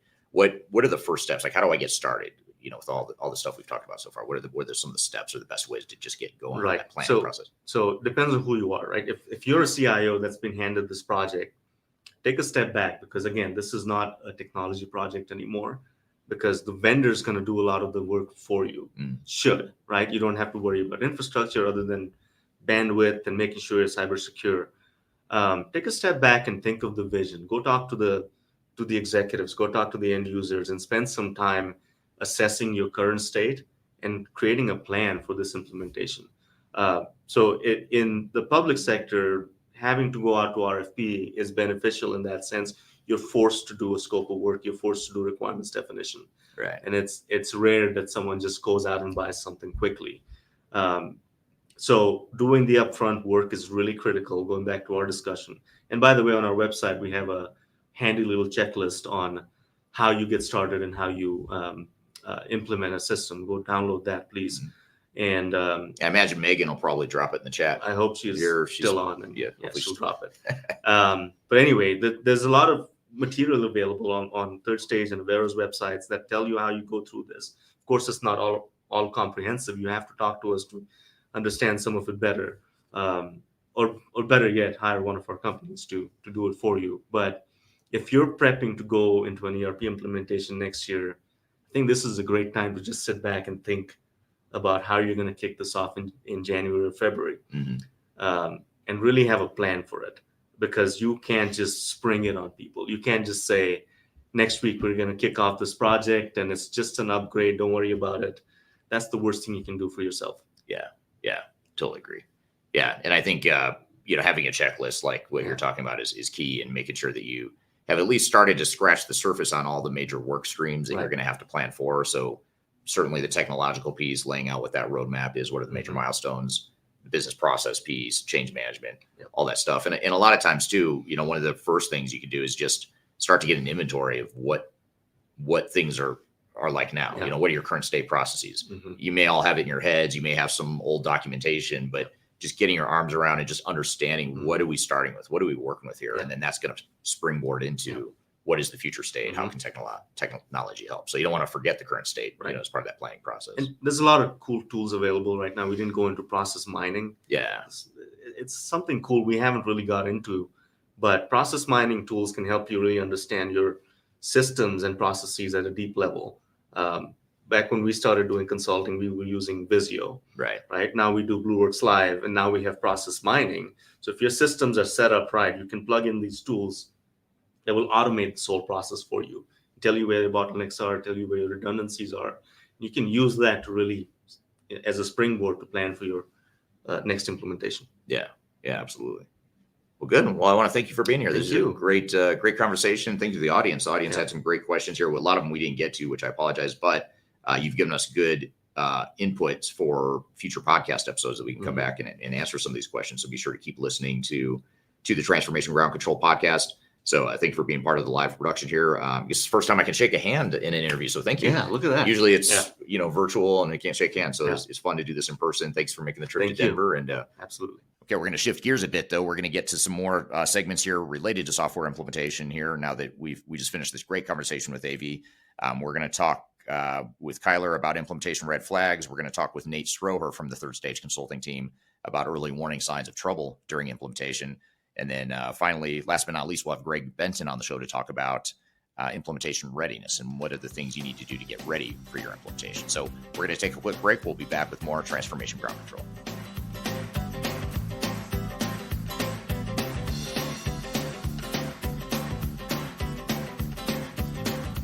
If you are aiming for transformation success, turn to Third Stage Consulting Group. Third Stage's independent and technology agnostic consulting team helps clients define their digital strategies, define their roadmaps, and manage their transformations. With offices in the US, Europe, and Australia, our team helps the world's most forward-thinking organizations through their transformation pitfalls and risks. If you are embarking on a digital transformation or business change initiative, contact Third Stage Consulting to see how we can help you reach the third stage of transformation success. Learn more about us and download independent reports, videos, and other best practices at thirdstageconsulting.com.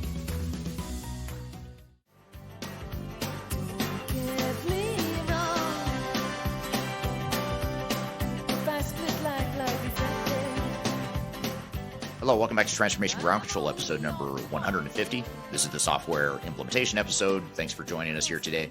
You can find new episodes of the show every Wednesday at transformationgroundcontrol.com. So be sure to check out the website to see past episodes you may have missed. And you can also check every week for the new episodes on whatever platform you prefer to listen and watch. So that's transformationgroundcontrol.com. Be sure to check it out there. I'm excited for this next segment, Kyler. You recently filmed a video about implementation red flags. So we're going to play this clip about what are those red flags you should be looking for. This is a video we recently published on our YouTube channel, on the Third Stage YouTube channel. So we're going to roll this clip here because it really fits nicely with all this theme that we're talking about here with implementation and software implementations in general. So let's roll the clip here talking about implementation red flags. There are a lot of reasons digital transformations or technology implementations may fail. Today, I'm going to cover the top 3 red flags we've seen here at Third Stage and reasons why digital transformations or technology implementations fail. A lot of times, we'll go into an organization, sit down with their C-suite, and they'll say, oh yeah, we have a culture of innovation, our workforce is completely ready for this, and we will have no issues assuming this new technology.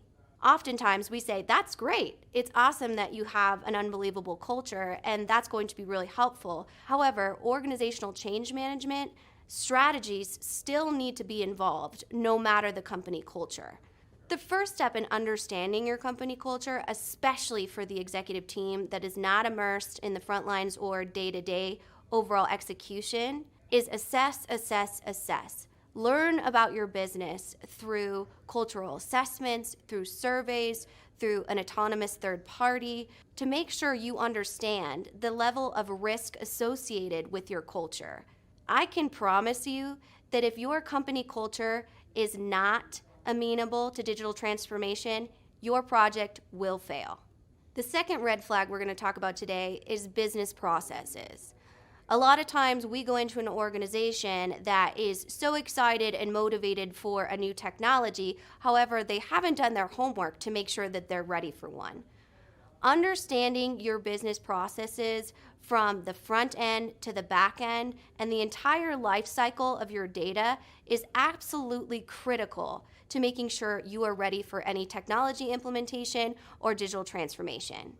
Without having visibility into these processes from conception to completion, we don't know if there's any breakage, optimization opportunities, automation opportunities, or just an opportunity to enhance the entire process. Without a deep level of understanding of business processes and the requirements your business needs to execute on a high level, there is really no point in investing in a new technology because you won't understand how that technology can truly benefit your organization. Some pre-work to going through any digital transformation is to really sit down and get to know each process point in your business.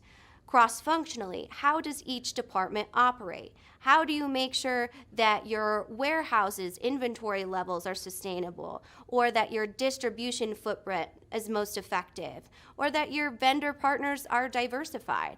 Until you understand your actual processes, there's no way that you can look at a technology because you don't have the back end to know what actually makes sense for you. Especially if you're a small to medium-sized business, documenting those business processes through grasping any tribal knowledge or understanding how someone who's grown up within your organization does things.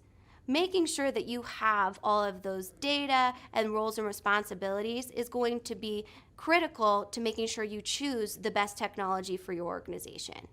The number 3 red flag is the lack of overall software industry insight. The industry of digital transformation can be very tricky to navigate, especially when you have a software vendor that's giving you sales and marketing jargon to make you buy this product that you may not need. Or you have a system integrator that's trying to tell you that actually the technology should dictate your business process, not the other way around, when we know the organization should own those processes and the technology should enhance them, not define them. Lacking an overall advocate on your side, an independent consultant, even internal knowledge when it comes to ERP or technology implementation is absolutely critical to being successful and navigating any sort of software negotiations or just understanding the evaluation. Also, activating any sort of legal counsel that is specific to the digital transformation industry, as they are going to be sure that when you are going through this confusing, honestly, contracting phase with software vendors, that your business needs and advocacy is being met. If you don't have someone within this industry that is an expert, it is likely that your digital transformation will fail.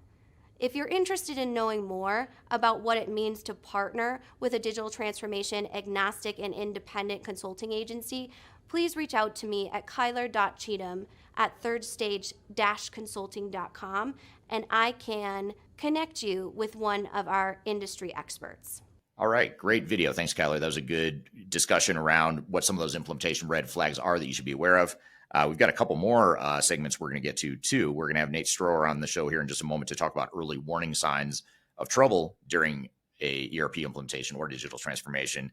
And then later in the show, we'll have Greg Benton from the Third Stage Consulting team talking about implementation readiness and the things you should be aware of as you go through an implementation. So we're going to take a quick break, and we'll be right back with more Transformation Ground Control. Just tell me what you've got to say to me. I've been waiting for so long to hear. Hi, my name is Eric Kimberling. I'm your host here on Transformation Ground Control. And if you haven't already, I want to invite you to buy my new book. It's called The Final Countdown: Strategies to Reach the Third Stage of Digital Transformation. It's my first book. I'm very proud of it. I love this book, and it was my attempt to create a summary and a playbook for what it takes to be successful in defining a digital strategy and a roadmap for your organization. So there's a lot of things we can cover when we talk about digital transformation. We talk about a lot of stuff on this show, but I wanted to condense it into a readable, sort of a sequential format that made it easy to help define a digital strategy for project teams that is unique to your organization, unique to your goals and objectives. So really hope you'll read it. I hope you enjoy it. Again, it's called The Final Countdown. You can read that book by scanning the QR code right here in front of you, or you can go to thefinalcountdown.com. Again, it's been an Amazon bestseller since it came out, so I encourage you to check it out, and love to hear your views and your comments on it too. So The Final Countdown, my new book, you can go to thefinalcountdown.com or scan the QR code in front of you. Hope you enjoy, and we'll see you soon.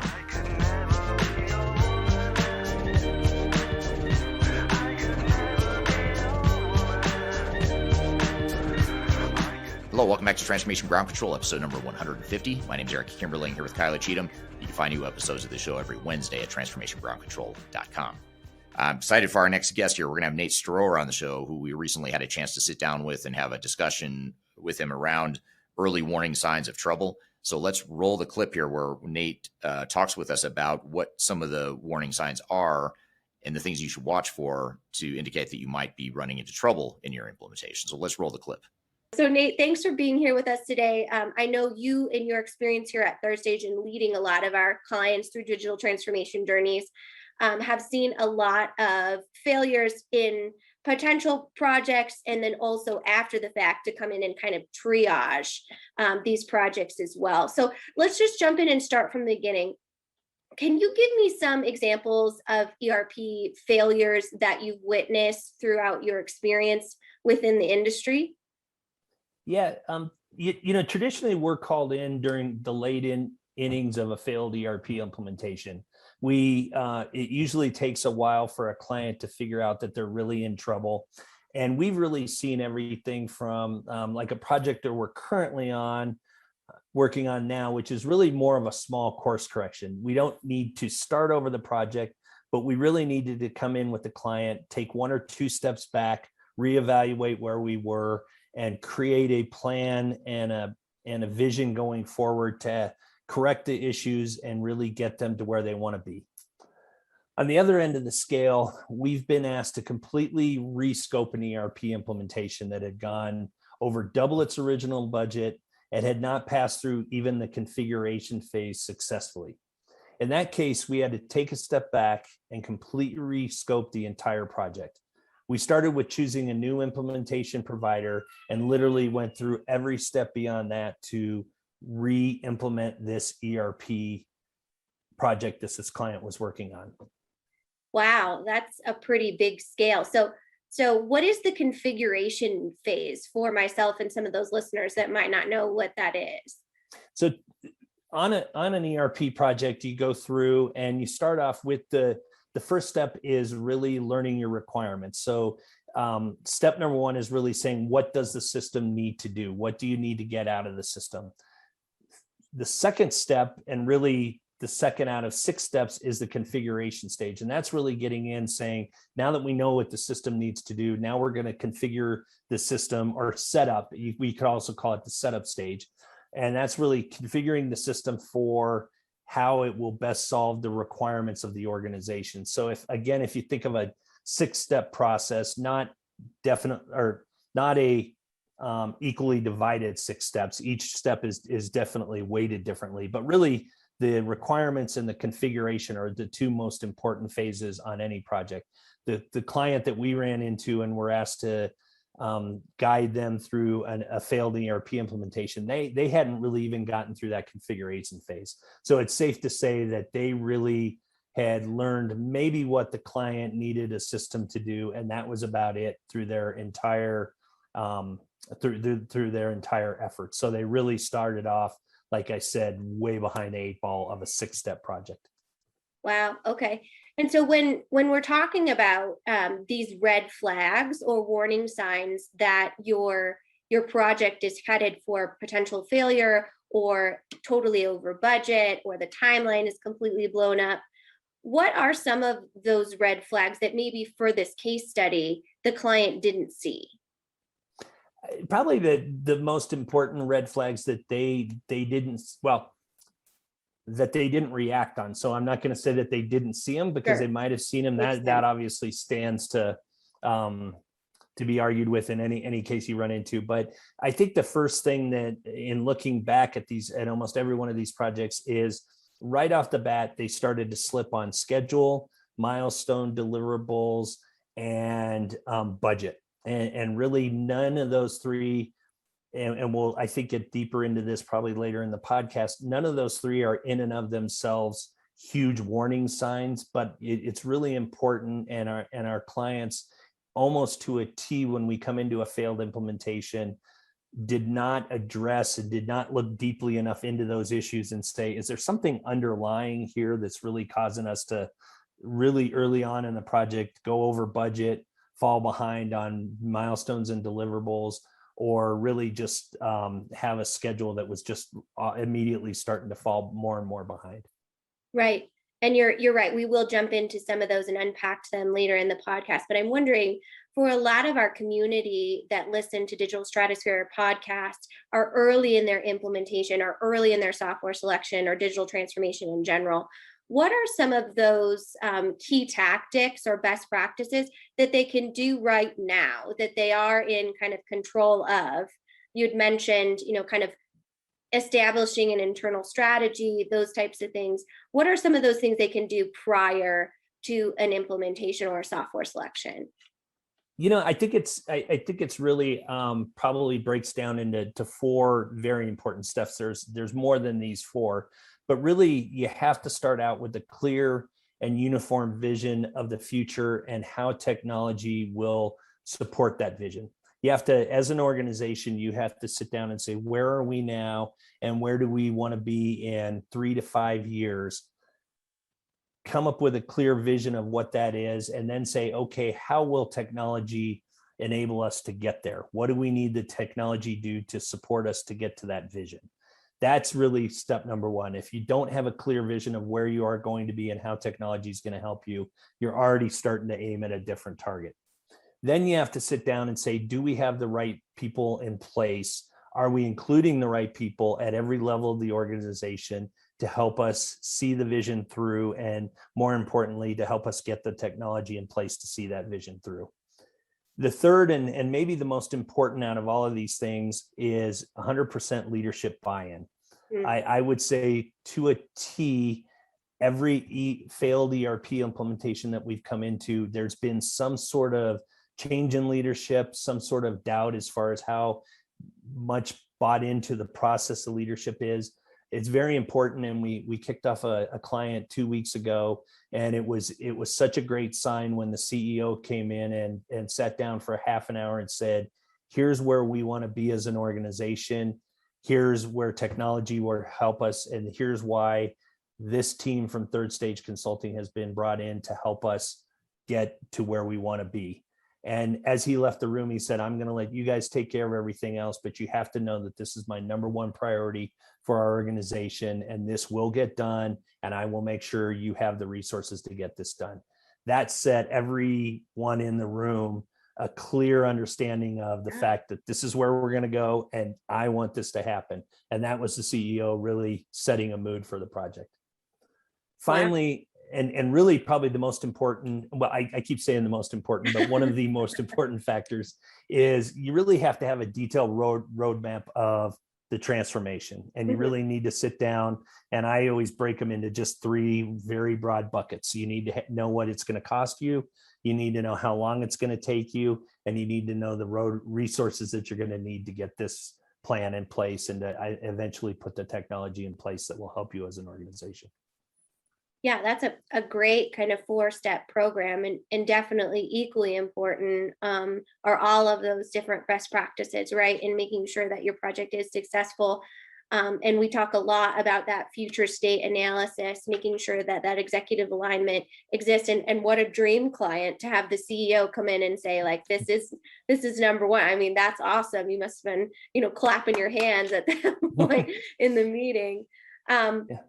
So in unpacking that project plan or that project roadmap step, what if you have no idea how to put a project plan together? Kind of what is your first step? Maybe you're a small to mid-sized business and this is completely new to you and transforming into an actual ERP software from, say, QuickBooks or something like that. What's kind of the first step to put together that project plan? Well, I think there's a bunch of different ways to look at it. And, I'll first start off by saying there's a lot of tools out there. So, there are companies that can go ahead and do this on their own. There's some inexpensive tools. There's some great classes out there you can take. I don't want to say that 100% you have to go hire a consultant or you have to get help, because some organizations can do it by themselves. I will say, though, that I think this is one of the few times that it's really critical and it's really justifiable that you get a help putting together a well laid out plan to get you from not only where you are, but where you want to be.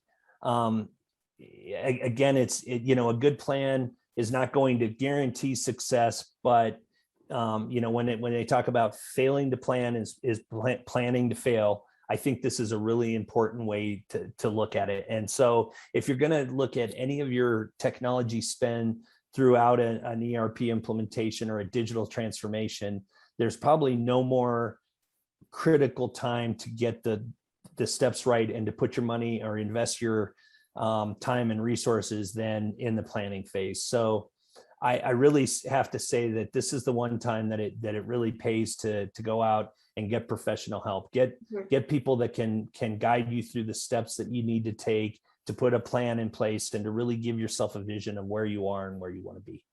Yeah, building that strong foundation, right? We probably, you and I don't know about your, handiwork, but I probably wouldn't go out and start to build a house myself. I might be fully capable of it, but there's just, expertise that you might not see there. And then the project plan sounds like, it's critical to actually ensuring that overall strategy is aligned and that you're letting the strategy lead the technology, as opposed to that failure point, which I know you and your colleagues talk about a lot, is letting the technology lead the strategy, as opposed to that. But not to cut you off, but I think this is, I really want to elaborate on one thing you just said. And I think everyone watching this at some point in time in their life has gone through a home improvement project. There are times when you can get on the Home Depot website, you can go out there, you can learn how to tile, you can learn how to hang a bookshelf. There's certain things that it really doesn't pay to go hire a contractor to hang a bookshelf in your house. However, if you're going to add a room onto your house, if you're going to try and bust a hole in your wall to put in a sliding glass door, there's times when you say, you know what, it really pays to go out and really get a professional to help guide me through this plan. You might be able to do a lot of it yourself, but it really it pays to go ahead and pay someone who knows what they're talking about and can really guide you through the steps. Yeah. So it sounds like the DIY implementation is not recommended. Not always. Yes, exactly. Well, this has been a great conversation. It's great, I think, for our audience to identify some areas in which they can point out some early warning signs that their project may be in trouble, to invest in a health check, or to look for some expertise throughout the digital transformation process. Excuse me. But we're going to take a quick break and come back, and Nate and I are going to talk about some more early warning signs and kind of really dig into the controllables for our clients and our audience to be aware of when their project is in trouble. So we'll be right back.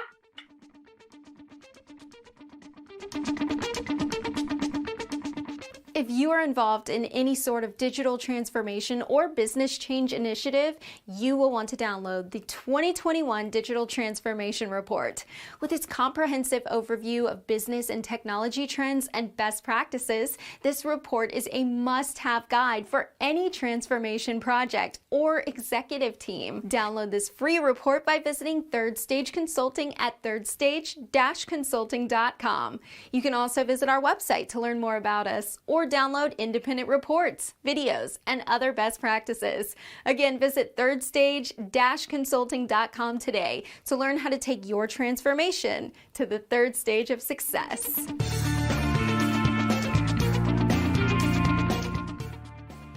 Welcome back to Digital Stratosphere Podcast. I'm Kyler Cheatham. I'm speaking with Nate Stroeher from Third Stage Consulting about early signs for when your implementation may be in trouble or when your project may be suffering. So let's jump back in, Nate. Before the break, we kind of scratched the surface on what exactly an ERP implementation is and making sure that those best practices are activated for your business before actually looking into what might be your warning signs when you're down the road in your implementation.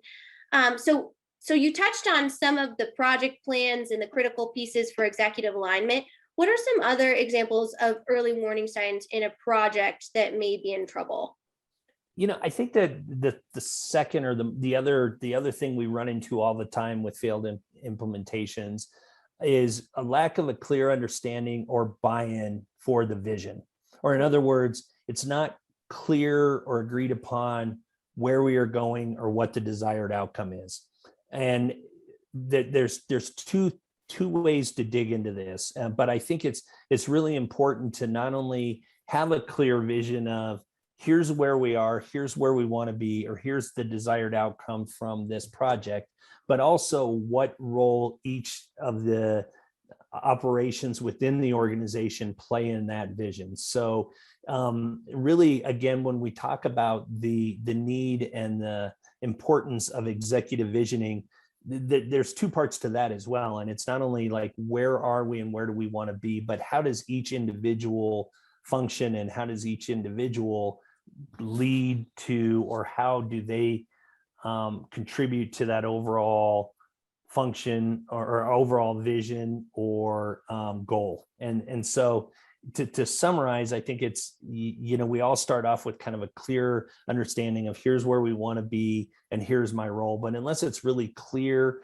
and defined and you've walked through that process, once you start going and once you start getting into this digital transformation or this ERP implementation or whatever project it is you're on, without a clear understanding of where you want to be and what's the desired outcome, you're never going to really hit your target. You might hit the target you're aiming for, but your coworker is aiming for a different target, and you're just really setting yourself up for, and not so much even for failure, but you're not setting yourself up for 100% success.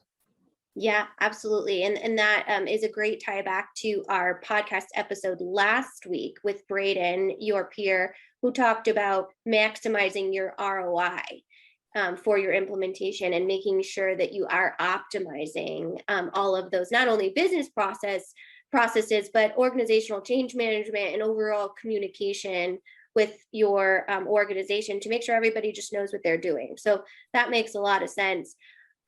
For those unrealistic expectations when it comes to maybe timeline or those miscommunications, how does that affect failure? When you might be thinking or have a client that comes to you and saying, I'm going to do this in 4 months, how do you kind of reset that expectation to make sure that they can achieve success and be sure that they're not, looking at an expedited timeline that may create some risk? Well, I think it's in and going back to the point we just talked about, I think it's important that you all agree on where you are, where you're going, and how you're going to get there, and really really everyone adjusting to what it's going to take to get there. And I'll use an analogy is when you think about a road trip, like you have to really sit down and all agree upon on a road trip. Where are we now and where do we want to end up on our road trip? How long it's going to take and how are we going to get there? Are we going to drive this route? Are we going to go the scenic route, highway? Do we need to get there in 1 day? Do we need to get there in a week? And really sitting down and thinking through all those steps. So you really have to start off with that end in mind. Start off with the end in mind and work backwards and answer all those questions and build that roadmap of how you're going to get there. But then you also have to know and expect that there's going to be variations. Even like using our road trip analogy, you're going to run into road construction that might get you off course. You might run into bad weather that's going to delay you a day. You might all of a sudden say halfway through your road trip, hey, we're going to Montana, but we want to take a detour and spend a couple more days in Wyoming. Whatever that may be, you have to expect that those certain things are going to happen. But ultimately, at the end of the day, you need to sit down, say, where are we? How are we going to get to where we're going? And where do we want to go? Absolutely. That's great advice. In talking about that overall strategy and project ownership for the internal organization, how do other partners play into that relationship, whether it comes to vendors or system integrators, or how do they kind of help or influence any risk for failure? Well, I think it's really important to know that system integrators, software partners, there's a couple things, and it's really that, first of all, there's never 100% guarantee that the software that you're going to use, or the system integrator or system implementation partner, we call them a variety of different things, but there's really no guarantee that either one of those is going to guarantee success.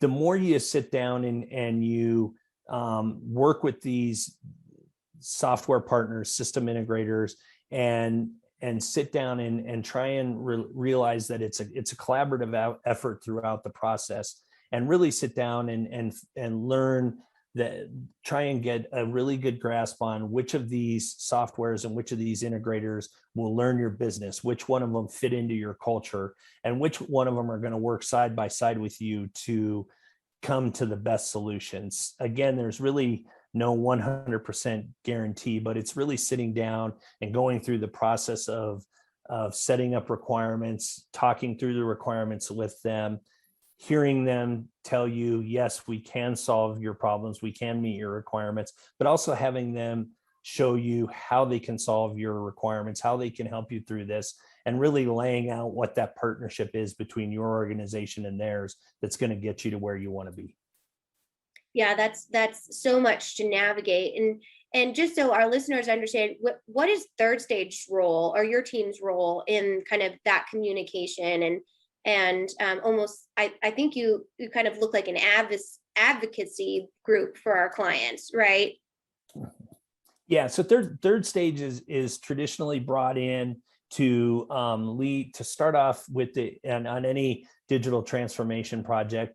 But one of the key parts of any digital transformation, when software is included, is the software selection. And we really come in and help you sit down and put together a good description of what your requirements are, put together a clearly defined set of requirements that the software provider / system integrator can work from to tell you how they will solve your problems, or how they'll meet your needs. Then we're really the advocate for our clients to go through and lead them through this process, through the RFP creation, distribution, and collecting those RFPs and putting together an analysis of where everyone stands and where they can provide their solution for you. But then more importantly, leading you through the demo and the selection process to really sit down and say, okay, these are the solutions, and now we're going to challenge them to show you exactly how they're going to help you, and really run through how they can, on a day-to-day basis, help you as an organization. And then finally, once you've made that selection, we're an advocate for you to go through and help you design a contract that's going to be beneficial to you, not only today, not only get the best value and the most benefit to you today, but really put you in a position so that as you grow and as you stick with this software, because you want to stick with these softwares once you've taken the time to implement them, to really sit down and say, okay, if we're going to have this software from anywhere from the next 5 to 10 years, how are we going to put ourselves in a position that we don't back ourselves into a corner, or that we don't get hung over the barrel? So a software company says, they've invested all this time to implement our software, now we're just going to keep raising the prices and lower our service. We want to give you the most beneficial position to be in, to really let you know that you're going to have the best package today, tomorrow, and 10 years from now. That's great. That's great. Thanks for giving us that overview. I think a lot of times our listeners don't really understand that the third stage methodology really has nothing to do with who you choose. It's just making sure that our clients are satisfied in the overall process. Switching gears a little bit, I want to kind of come back to something you touched on at the beginning of this segment, which is organizational change management and understanding what the lack of a change plan can have an influence on failure. Can you kind of help us elaborate on that a little bit? Yeah, I think we'll first start off and won't dig too deep into this because we talked about it a couple of times, but really first and foremost is that where are you and where do you want to be? And really starting off with what's our vision for where we are, but then really once we've said, okay, we kind of know what our technology and what our organization looks like today. We know what it wants to look like tomorrow or 5 years down the road. But then really coming through and that first phase after that is really sitting down and saying, okay, how ready are we talk about org readiness. So how ready is this organization for change? And we usually try and break everything down by people, process, and technology. So how ready is our staff to embrace this technology change? And a good example is we kicked off a client earlier this month that is literally going from a green screen technology that they implemented 25 years ago to what's obviously going to be the most current up-to-date software, really kind of some cutting edge technology from a manufacturing point of view.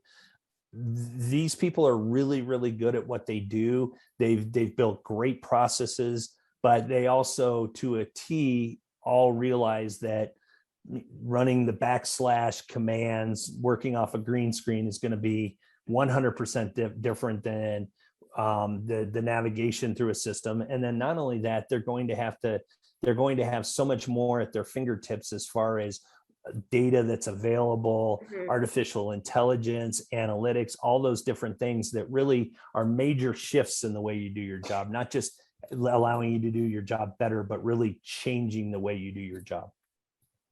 Right. Wow. That's a huge transition, and definitely very complicated. I know a lot of those green screen type of clients have that barrier of that kind of tribal knowledge too, right? Of, this is how we've done it for 40 years. And that's so valuable. But at the same time, transitioning that role is just so important to acknowledge that that's going to be a key risk or point of failure if we don't have a change plan, right? To your point, if we didn't understand how that would impact that person's roles and responsibilities within the organization. So lastly, if you were to pick one thing, and our CEO, Eric, hates when I do this to him on podcasts, so hopefully you don't feel the same way. But if you had to pick one major warning sign that you would have for our listeners that should just send sirens off when it comes to a digital transformation, what would it be? I would really say that it's all of these are warning signs and all are really critical, but I think it's really the number one warning sign is really when you start to hit those issues of budget, timeline, and scope, and when those all when you start to see some inconsistencies or start to notice that you're not on track and you're not on plan, then you really need to those can really be, and I would say that would really be the number one warning sign. I want to kind of take a step back though and say that you have to be careful with this, because kind of similar to like a health issue, every time you get a headache, you don't want to all of a sudden say, oh my God, this could be a major issue. I need to go to the hospital. I'm in really bad shape. But I think what you really need to do is once you start to see these warning signs, again, budget, missed milestones, deliverables, that sort of thing, you really need to sit there and say, as I'm seeing these warning signs, are they truly warning signs? Or did we miss a milestone, or did we fall behind because we had an emergency within the organization and we just couldn't address this week, and we'll be able to make it up over the next month? Or did we come in and we said, you know what, we really don't have this project plan put in place that is guaranteeing success. We don't have the right resources. We're a week behind after 1 month of the project, and we really need to take a step back and put the brakes on and say, this is a major issue, or this is a major issue. How are we going to correct it? Or no, this isn't really a big issue. Let's just make sure we monitor it and correct it in the future. So again, I kind of go back to what I talked about earlier, and it's not really so much that those warning signs are in place, but really finding out what's behind those warning signs and see if there's any structural issues that are in place or that are failing that are going to lead to overall failure of the project. Right. So it sounds like being mindful and aware of the process, and not overreacting, but understanding. I think that's great advice. All right, good stuff. Thanks, Nate. That's great insights into what makes a project troubled, but also more importantly, what are those warning signs that you need to watch for as you go through an implementation. So thank you for that great insight there. We've got one more clip we're going to show you in this show that's related to the software implementations in general. We're going to talk about implementation readiness. And this next one's about a 30-minute clip. We're going to play you a recent presentation that Greg Benton from our team gave at a recent Digital Stratosphere event that we hosted in Europe, in the UK, earlier this year. So we're going to play that clip here in just a moment. But first, we're going to take a quick break. We'll be back with more Transformation Ground Control.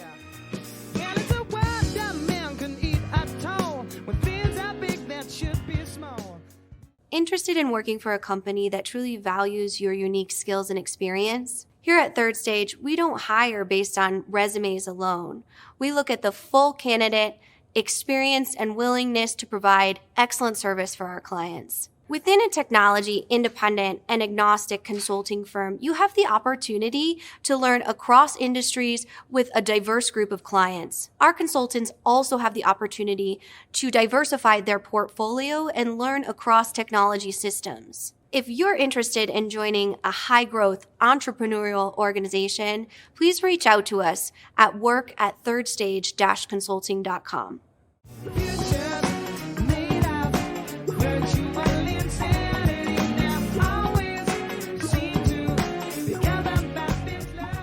Hello, welcome back to Transformation Ground Control, episode number 150. My name is Eric Kimberling, here with Kyler Cheatham, and you can find new episodes of this show every Wednesday at transformationgroundcontrol.com. I'm excited for our next guest, Greg Benton, who's been on the show many times in the past, but this time we're going to play you a recording of a presentation he recently gave at a Digital Stratosphere event that we hosted in Europe, just outside of London in the UK.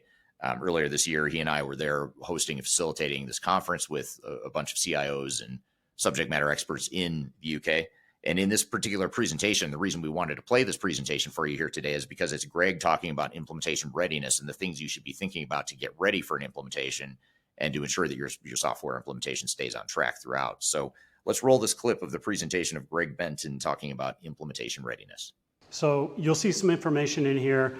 We'll pass out some handouts as well that really will speak to some of the tools that we use to get to some of the decision process that needs to be made, also prepare the organization for implementation of the ultimate solution that you're going to go into.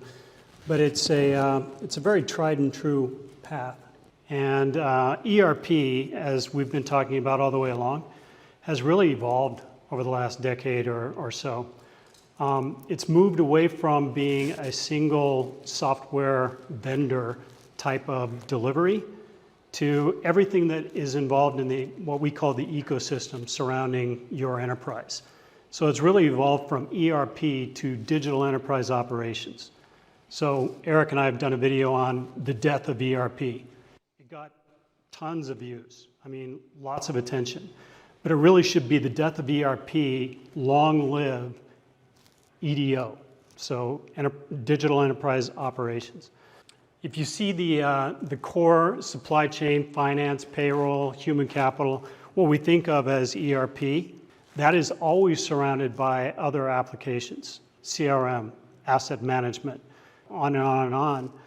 All of those are interrelated, all of them are interconnected, and you have to be looking at the full picture, not just one single part of that. So traditional ERP implementations have always been very siloed. And so you get very disconnected processes, very disconnected people, and very often facilities all over the world that have been really conducting their own planning and execution of upgrades, of implementing new software solutions to take care of certain business requirements, but they haven't been united. And they haven't really been looking at improving process in the way that will forward the organization, that will bring value to the organization, right? So we have an equation for that. It's new software plus old processes equals expensive old processes, EOP. So if you look at that strategy, selection, phase 0 preparation of the organization, and program management along the way, that entire continuum, right? Then you really look at a different equation. New processes plus new technology equals digital enterprise operations. Digital transformation pillars that we look at in every organization that we come in contact with are all the same. It's going back to Eric's diagram with all of the arrows. This is tried and true. It's been the same way for the last 5 or 6 years. It's going to be the same way for the next decade. The transformation enablers, process, technical, people, and business drivers, right? These are the transformation layers that allow us to get to exactly what is the plan going forward, what does our journey map look like over the next 5, 10 years, that full-term horizon, and how do we get there? So looking at the current state, future state, developing your business imperatives along the way, and also assessing your risk, and moving in that direction by selecting the right partners, and then going into the implementation, prepared as an organization to be successful in that. So mapping the transformation journey is really the first part. And again, this happens before you've selected a vendor, or maybe you have a vendor that may be something that is kind of a leading choice, or you may be looking at staying with your existing systems and processes and optimizing those existing systems and processes.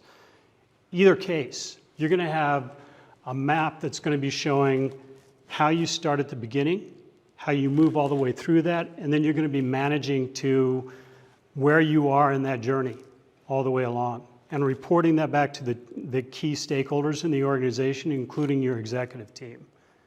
So all of this is a part of that preparation of the organization to move forward in a major undertaking. Most of the people we talk to are doing this for once in the next 20 years, right? Big decision, big imperatives along the way, but also a big return on that total investment. Part of that is understanding what your total cost of ownership is going to be. And very often, from a tactical standpoint, this is missed in the very beginning. People undertake a technology change for the sake of that technology change. They feel that processes are broken, that things are not working, and so they select a software vendor and they move forward into that stage 1 of digital transformation that we talked about. Unless you do a very deep dive total cost of ownership, understanding what your subscription costs are going to be, how you're going to be consolidating old systems and bringing them into the new system, how you're going to be managing change with your people, how you're going to be backfilling some of your core team members. You're going to want your best people working on your project team going forward. If that means hiring additional people or bringing in, managed services to support them in their roles, in their day jobs, then you have to do that in the background. You have to understand what that cost is going to be.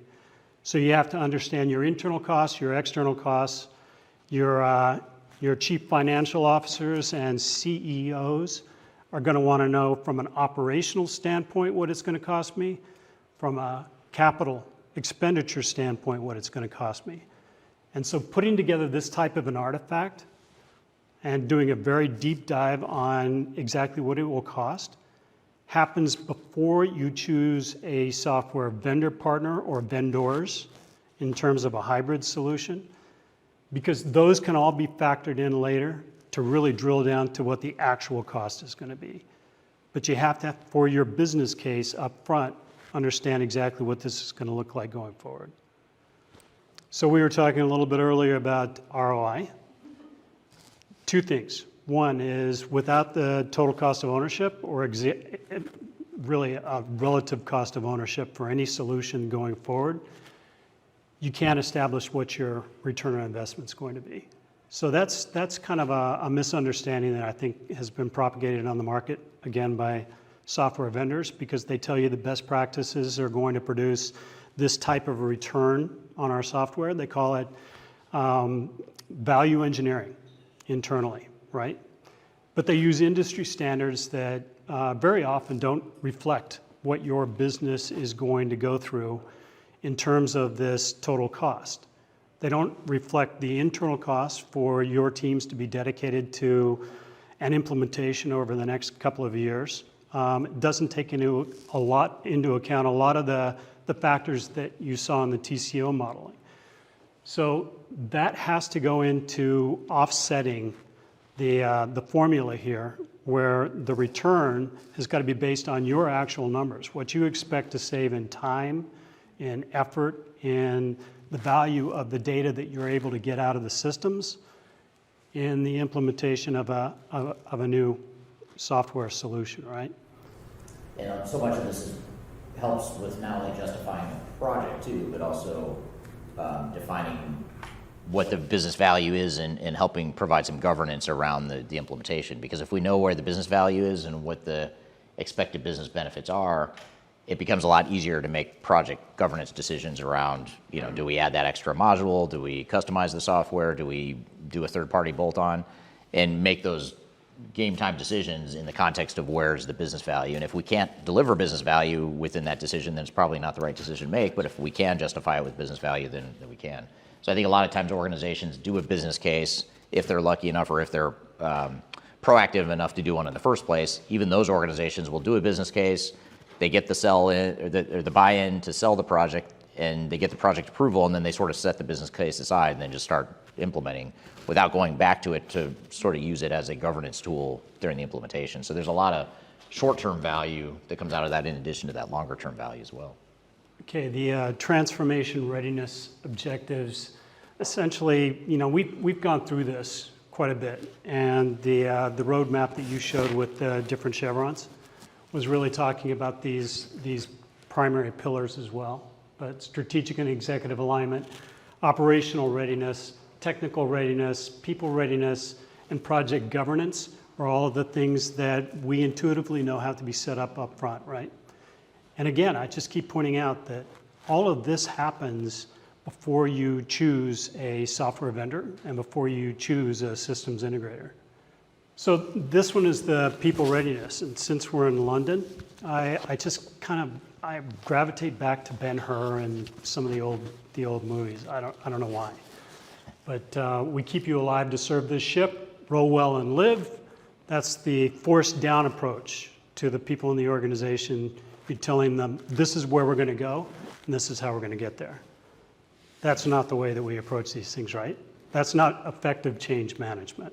As well as looking at the benefits and the business case for going into a implementation process, you also have to look at the risks of what we've called here cliff diving into your digital transformation. That includes lack of a clear operational direction. System integrator takes control of your project. Again, we're talking about all these things that happen before your system integrator comes in. Once you choose a system integrator and a software system, when they come in, very often they'll tell you, this is the way that it ought to go, and this is what you ought to be doing. Very often not knowing anything about your business, not knowing anything about the planning that's gone on in the beginning. Decisions are being made while the meter is running on expensive consultants. Well, that's why up front you have to really prepare the organization for the implementation itself. Before the consultants, before the SI actually hits the ground and starts doing the implementation of the software system, right? Technology drives your business rather than the other way around. Most organizations that reach that stage one often make a technology choice and just go forward. Software vendor, systems integrator are often running with the implementation. Without this preparation, you have the risk of doing a technology shift, or lift and shift as we used to call it, without actually getting any of the benefits that you're setting out to achieve with your business planning and with aligning the organization on the go forward.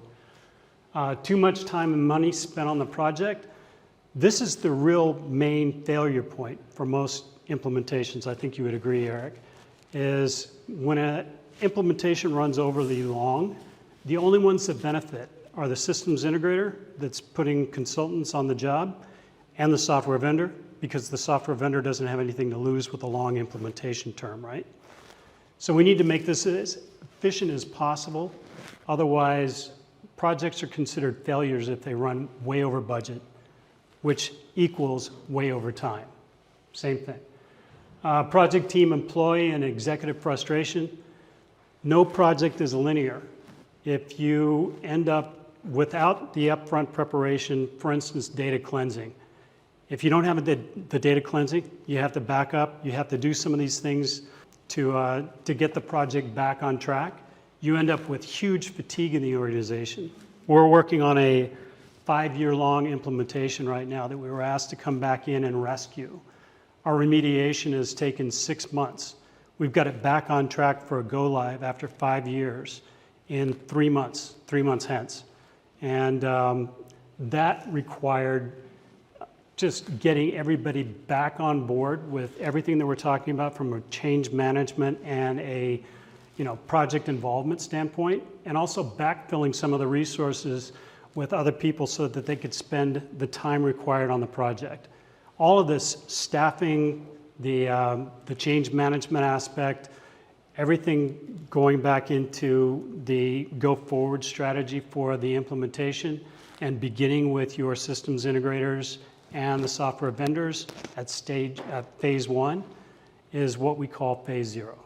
We're here with Greg Benton talking about implementation readiness and the things you need to do to get ready for your implementation. We've got a lot more to cover. We're going to take a quick break and continue the conversation. When we come back, we'll be right back with more Transformation Ground Control.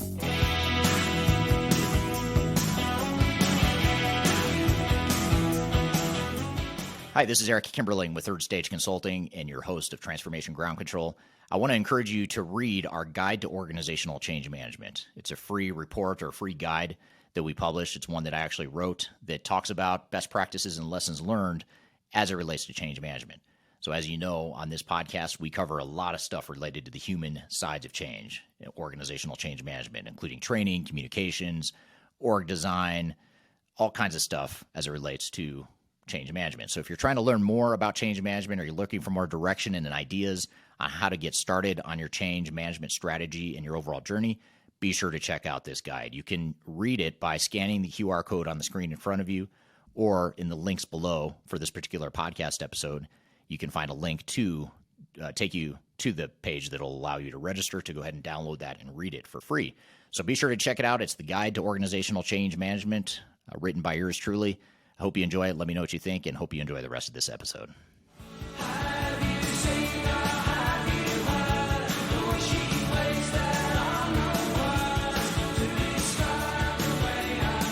Hello, welcome back to Transformation Ground Control, episode number 150. My name is Eric Kimberling here with Cheatham. You can find new episodes of the show every Wednesday at transformationgroundcontrol.com. Thank you for being here today.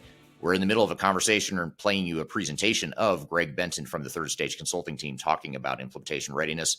Let's jump back into the conversation. The partner first approach really is just all about choosing that software vendor or vendors. There may be many vendors in that ecosystem that we talked about. Also, a few systems integrators. In many cases, there will be certified people that will be installing or implementing some aspects of the solution. For instance, a CRM that's different from an ERP system. You may have a different systems integrator or wrench turner working on the CRM implementation at the same time that you're implementing core ERP over the rest of the organization. Managing all of those different pieces is really putting the client or the customer at the center and having everyone work in concert all the way through. We refer to this as a competency matrix. So bringing the right people together. I've been saying this all the way through the presentation. Everything that we've been talking about, including organizational preparedness, happens before you have your systems integrator and your software vendor chosen. Generally, you'll pick the software vendor before you pick the systems integrator that's going to be implementing the solution, right? So all of that upfront piece is what we term advisory. So, or it's internal to the organization itself. And if the internal organization has the wherewithal to have a program management office, to have leadership, as Logan's company does, that really understands exactly what needs to be done up front, then you can get through the strategy and selection at the very beginning, entering into phase 0, understanding exactly who your software vendor of choice is going to be. Again, putting together the data migration plan that is going to be according to exactly which software vendor you're going to be implementing as your primary solution. Phase 0 is really critically important to getting a good launch on the implementation itself.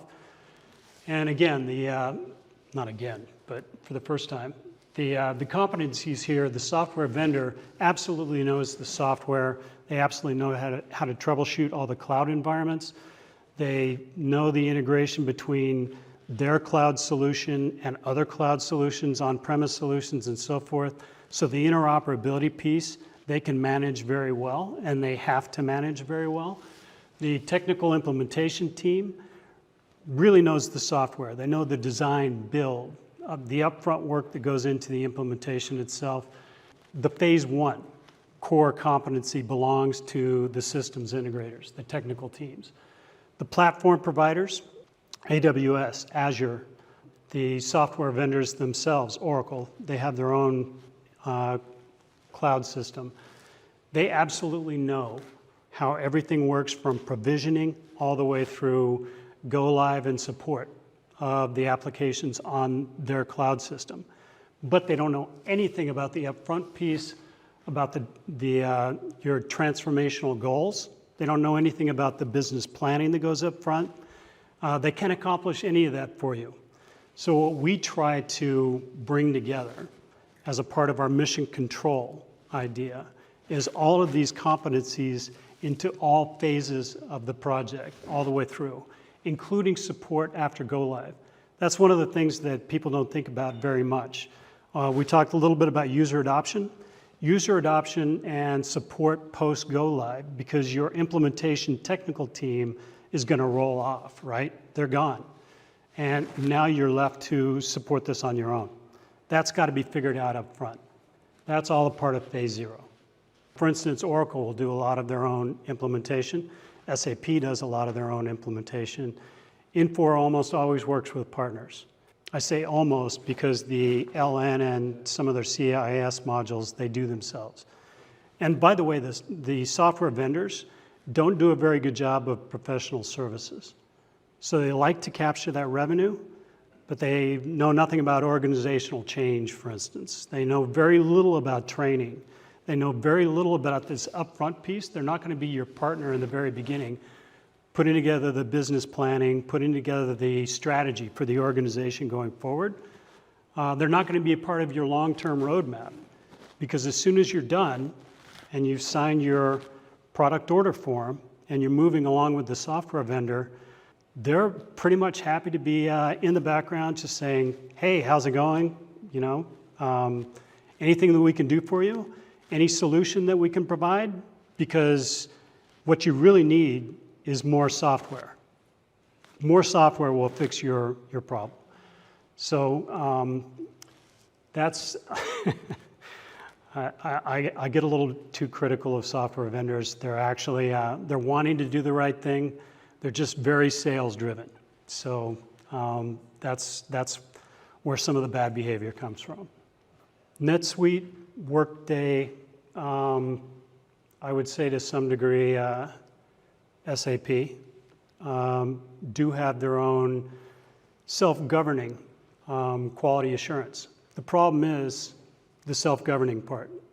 It is a little bit like the fox in the hen house, in terms of if you do run into a problem, they're going to fix it internally before they say, you know, our project manager in this case is not doing a good job. They're going to do everything that they can to keep that project manager in place. So they do provide that quality assurance piece, but it's a little bit disingenuous. This is this is a big list, and we're not going to get through it today. But it is an artifact that you all can use, that we all have vetted over many, many implementations, many, many client engagements. And essentially, it's setting up for success that is not guaranteed. If you go through each of these steps and you check each of these boxes along the way, there are like 2 more pages, and then we'll get to the end. We just don't have enough time to go through it. It's everything that we've been talking about today.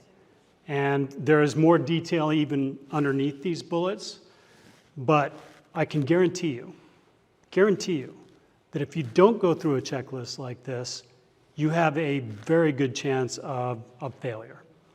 So can't guarantee success, but I can guarantee failure if you don't do at least 90% of what we're talking about here.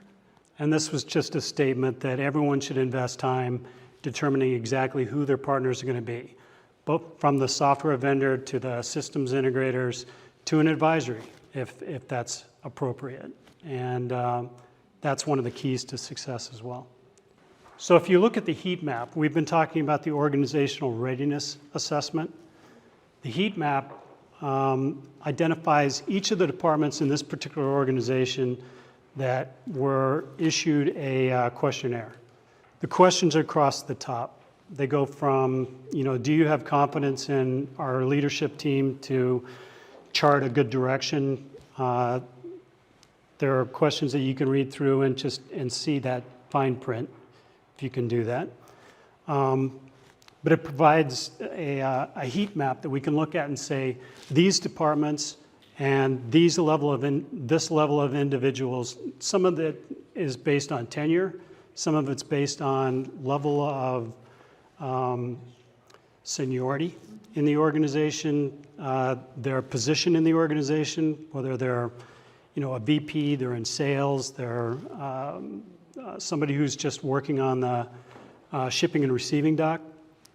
And we determine exactly where the resistance to change is going to come, where they're not fully on board with the program going forward. And we're able to make changes in those departments, in those areas, with those individuals that are resistant to that change. And those recommendations came on the back of this. So the heat map charts out how everyone is doing in the organization, and the backside of it are the recommendations that came from those findings. So this is a process and a methodology that we pursue as proprietary, but it's not a secret. It's just a great way of managing the organization from an overall standpoint. So the question came up earlier, how do you go about this organizational readiness assessment? This is the practical part of that. The processes, we keep talking about processes need to be changed, otherwise you end up with that equation that I was talking about. New software plus old processes equals expensive old processes. There are a couple of firms out there that do a really good job of visualizing how these processes are mapped. So it's generally a Visio diagram type of a thing, but Celonis, Mavim, there are a number of partners that we've worked with in the past that do this through machine learning and AI to provide the map of these processes. And essentially it's taking the lowest performing practice within, for instance, procurement, issuing a PO. So you follow along with the process of issuing that PO. You've got one clerk who basically has the lowest performing level, and that's charted as kind of a low performance. The highest performing level is charted as a high performance. And what you really want to get is you want to have a middle level performance so that everyone reaches a standard or achieves a standard of performance in that given work stream, right? And when we map that out and chart it like this, it becomes very visible in terms of what we need to do to affect change. And this is an incredible process. So when we talk about process mapping. This is really what we're trying to identify. Now we're using some technology instead of standing with a stopwatch, seeing how long it takes for somebody to do something. It used to be called time and motion studies. So some of you that have been around as long as I have remember people standing with a stopwatch in manufacturing operations. This does that automatically, and it's an incredible tool. So take some of the subjectivity out of discussions around current state business processes and future state to some degree, but primarily focusing on what all the variations are in your current processes and how long the processes are actually taking. A lot of times when you talk about it in a workshop setting like this, you map it out on a whiteboard, but then you have the data that actually shows what's actually happening. A lot of times it's very different pictures that are painted when you use actual data from the systems and technology that mines the actual processes compared to what people think is happening. It also helps you identify all the exceptions, and all the variations, exceptions, and bottlenecks within a process. It also gives you training guidelines. So in order to improve processes, in many cases, you don't have to change the underlying technology. In many cases, we identify things like this. Logan, when we were in that workshop, we were identifying all sorts of things that people were going, wow, we could change that tomorrow. We don't need to change systems. We need to do things better. So anyway, thank you very much. All right. Thanks, Greg. Good stuff. That was a really good overview of implementation readiness, and hopefully it gives the audience some things to think about as it relates to implementation and getting ready for your implementation. This has been a really information-filled episode, so I hope it's been useful to the audience here today. Really wanted to dive into as much as we could in one episode to talk about implementations and what it is you need to do to be thinking about as you get ready for a software implementation. So hopefully this helps you and your teams as you get into your implementations here in 2024 and beyond. You can always, as always, learn about our different implementation resources on our website by going to thirdstage-consulting.com. We have tons of resources out there and downloads and videos and white papers and things you can download that are meant to help you through the implementation process. And in particular, you can check out, as we mentioned earlier in this episode, you can check out 20 lessons from 1,000 implementations. That's a great starting point if you want to dive into this in a little bit more detail from what we talked about here today. So be sure to check that out. You've got the QR code here in front of you, or you can go to the links below to download that resource. So I want to thank you all for being here today. We'll be back next week, as we always are, on Wednesday with more Transformation Ground Control. Hope you have a great week in the meantime, and we'll see you soon on Transformation Ground Control. Take care.